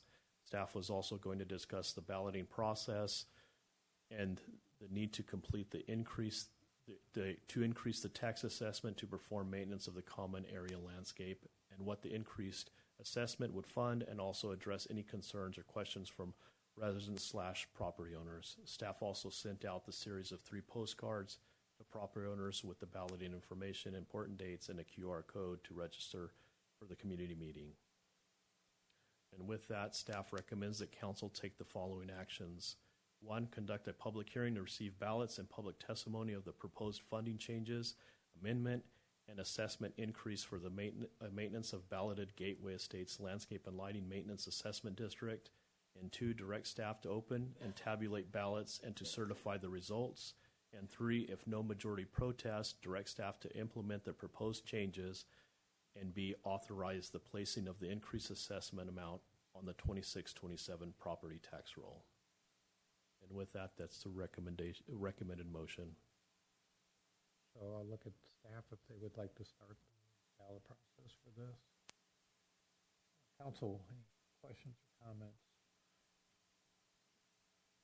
So I'm just looking at this is almost $12,000 in the negative. Yes. And if this doesn't pass, you know, they're only collecting $2,900 a month currently. It's going to take of absolutely nothing, that whole entire chunk, at least, you know, 4 years just to get out of the negative. So that's 4 years of no maintenance, no water, no electricity or whatever. What's the current deficit? $11,992. Where's that neighborhood at, Al? This is on the north side of town, the northeast side of town, close to 43 and 10th Avenue, right there where the small park is. Okay, thank you.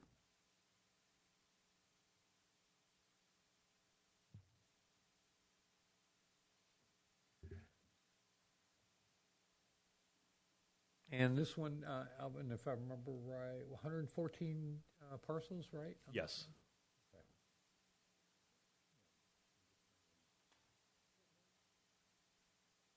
I mean, that would increase it to about $17,500, which would, and I mean, in a year or two, would get them out of their deficit and be a full funded in the black landscape assessment district. Yes. And be able to fund the needed maintenance. If you see the small square on the bottom left of the picture, that is in front of those green squares. Yeah, that's the basin frontage that is part of the district, and those pine trees really need to be pruned, but they haven't been done in years because there's no funding to do that. And they have reballoted 28, as you said, for the 3 times already. This is the 4th time that they have been reballoting. Yeah, and it's, you know, and that, you bring up a great point. I mean, there's multiple ballots that have gone out on this, and they've continued to fail time and time again. So, I mean, there's not much we can do other than just, you know, eliminate services, and you know, it's really unfortunate because of the impact it's going to have on the community. But you know, I mean, I'm glad we've made some changes in our current adoption of, you know, our CFDs and stuff to for new development that's coming into the community, so future councils won't have to deal with these issues of having these districts run at a deficit. You know, there's built-in escalators in place to protect that and make sure that those are maintained for years to come. So, yeah, it's a different time. You know, unfortunately, this development was, 2001, I think, is when it, you know, if I remember right? 1994. 94. So, you know, yeah. I'm almost wondering, though, if people don't know that you're responsible for that type of area, and that's why they're so opposed to this.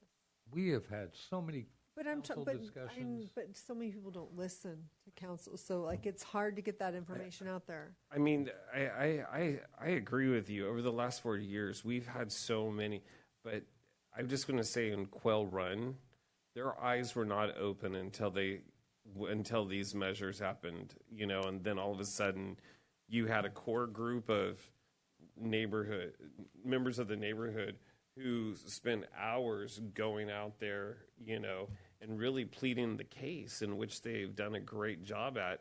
And I mean, it is, you know, people have busy lives, and, you know, we're all in it. We're invested in all the policies and everything that we're doing, but maybe our education approach is needing some revision, and we can talk about that after. I think it's a conversation to have, but I know that, you know, as you know, as I do, the number of public meetings we've had and the discussions we've had in the community regarding this over the last. I mean, and staff going to Centennial Park and nobody shows up. Right.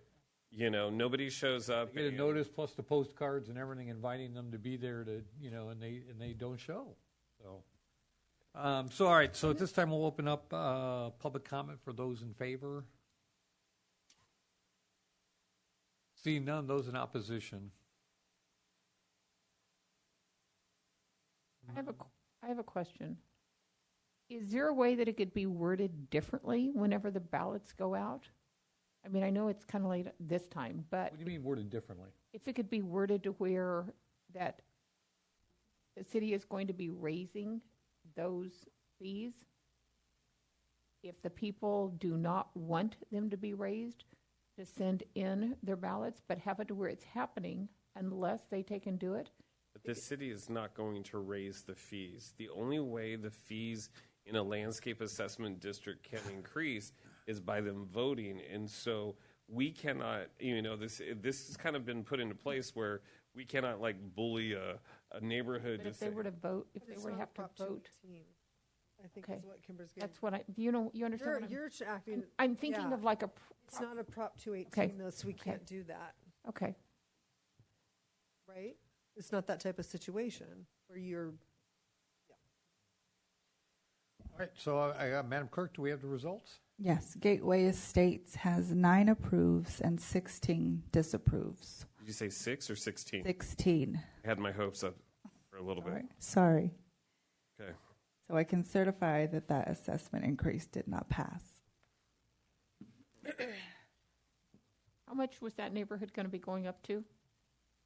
To 153 as the staff report stated, from 2610 to 153.76. So I'm gonna look to the city attorney on this matter. So we've had we're closing we haven't closed the public hearings yet regarding the LEDs. Can we have a discussion regarding LEDs and wording and things like that, or do we need to do that at a future meeting? I would suggest you do it at a future meeting to discuss process, because the items on this evening's agenda are very specific to the ballots as to the 4 LEDs in question. Could we make a case because on Portofino we are garnering consensus for a reballot and how we would do that reballoting? Could we, have some sort of, direction to staff of how we would like to see that reballoting take place?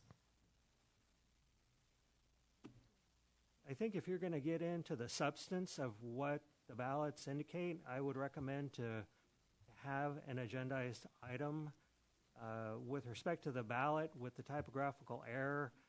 I don't see a problem directing staff tonight just to correct the typo and to send the ballots out once again. Mm-hmm. If you're going to give staff instruction as to what the contents of the ballots will be, again, my recommendation is bring it back and have an agendized discussion. Okay. Mr. Mayor. Yes. Just a quick comment to council, in brief, but I would welcome a comment from council at our one-on-ones with any ideas that it's not an agendized item, so we can have those discussions and I can forward that on to staff. And then as I relate to staff and folks in the past, the efforts that staff did do this time around for the LEDs was significant, was a significant improvement over past times that we've done it. In past conferences, when I shared with other cities what we were doing, they were blown away. So I think there is just this component of distrust in government potentially. And until some action is done, in my experience, there's going to be very little response typically, as we see in Quail Run Park, or Quail Run. There's that action going to be taken, and with that facing them, the grassroots movement sprung up, and that's, in my experience, how action has happened, unfortunately. But I welcome comments in our one-on-ones. All right. I just, Mr. Mayor, I just have concerns in the future, that we see. We have 17 districts that are not on an escalator out of the 42, and we're going to start seeing a portion of our city in just utter decline.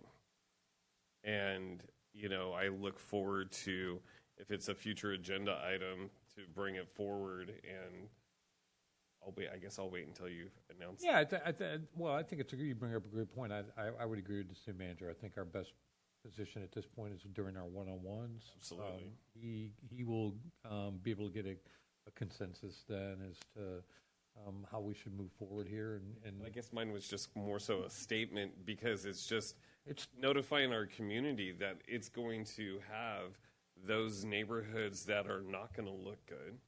And then you're going to have those neighborhoods that are on a built-in escalator that are, being well maintained on a yearly basis, or not just a yearly basis, but it's going to look nice. I can attest, having served on this council for over 3 years with you, and I know the conversations that we've had regarding this during public meetings and during the discussions of LEDs and all that. I mean, we have done.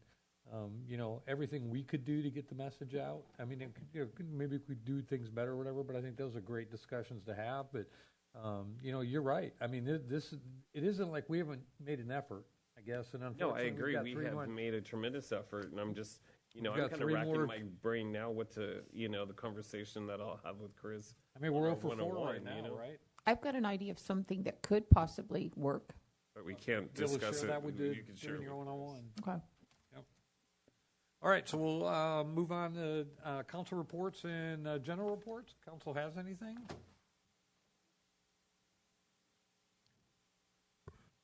Thank you, Mr. Mayor. Mr. Sterling, can you let the council know? Let the council know what project you had this weekend and how the community participated. Yes, this weekend we had our Serve Day. Several of the churches get together and they meet with us. Some of our divisions have projects. We placed some fall protection in many of the parks. We picked up some alleyways and some trash from private residents that the church actually funded disposal of. Was not used any city funds for that portion of it. It's really a great thing that the churches do. They get together and help us out tremendously. Yes, and many churches in the community participated in this, and they had their families, their kids doing it. It was really great to see that, community effort coming together and helping out. It was really very, very good. I mean, we're very thankful for them. It was, if you don't mind, it was Koinonia Church, First Baptist, New Hope Community Church, Pentecostal Church of God, Glad Tidings, and the gentleman who I spoke to was Andrew Curry, who was a spokesperson for Church of Latter-day Saints. And again, to me, coming together as a faith community and just a community in general and having their families participate in doing something for the community, it was great.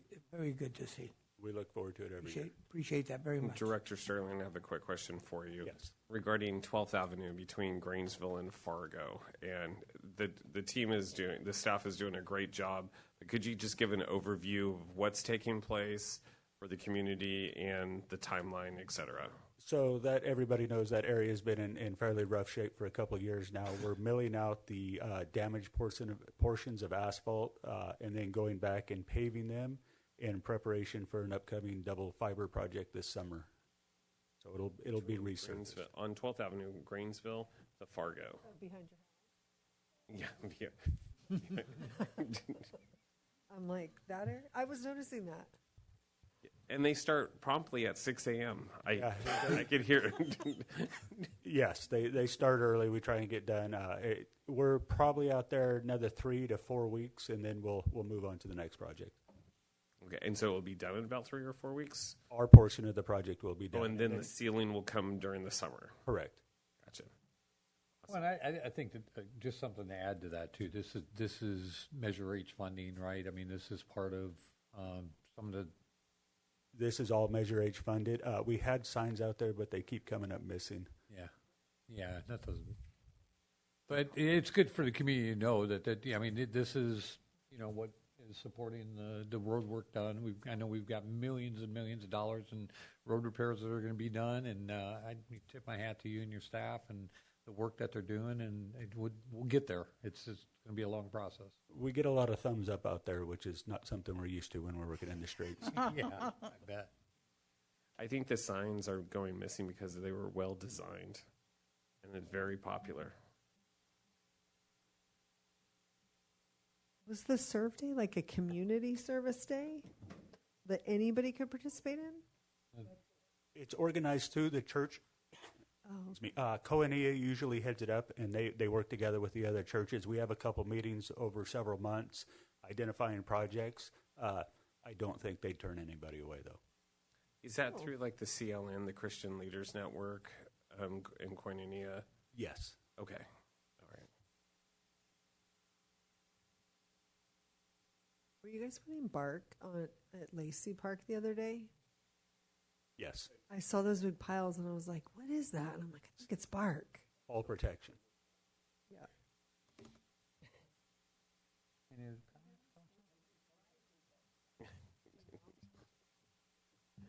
I just want to give a quick update that, thank you, Russ, to council that Councilman Martinez and I, along with staff, met with the board of the Carnegie Museum as part of the ad hoc committee. So those discussions have been initiated along with staff. So as we move forward, and we'll give updates as we can when we're having those conversations with them. So it was a good first meeting, and we look forward to meeting again. And it's just, you know, in a nutshell, at this point, it's about communication, right? It's, you know, having that. So I thank you, Councilman Martinez, for being there, and staff for putting that on.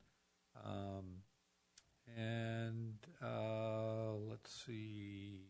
I think that's the only thing that the only thing I really had to bring up. I just wanted to thank council for garnering consensus for the residents of Quail Run to reballot, and look forward to our conversation on June 2nd. Yeah, it'll be an interesting conversation to kind of get people's opinions, you know, on how that is. Okay, we'll move on to any items for future agendas. Since we'll be talking on our one-on-ones on ideas, I don't think we need to put it onto a future agenda item. Okay. All right, so seeing none, upcoming events, May 25th, City Office will be closed in observance of Memorial Day, so we've got a 3-day weekend. Staff, I'm sure, is appreciative of that. Yeah, I think, you know, it's a great holiday. June 2nd, we have our next regular City Council meeting. Let's not forget, Hanford's Freedom Fest fireworks show is scheduled for July 4th, 6 to 10 p.m. at the Hanford Softball Complex. Excited to see that come back to our community after a lot of years. And is there advertisement going out for...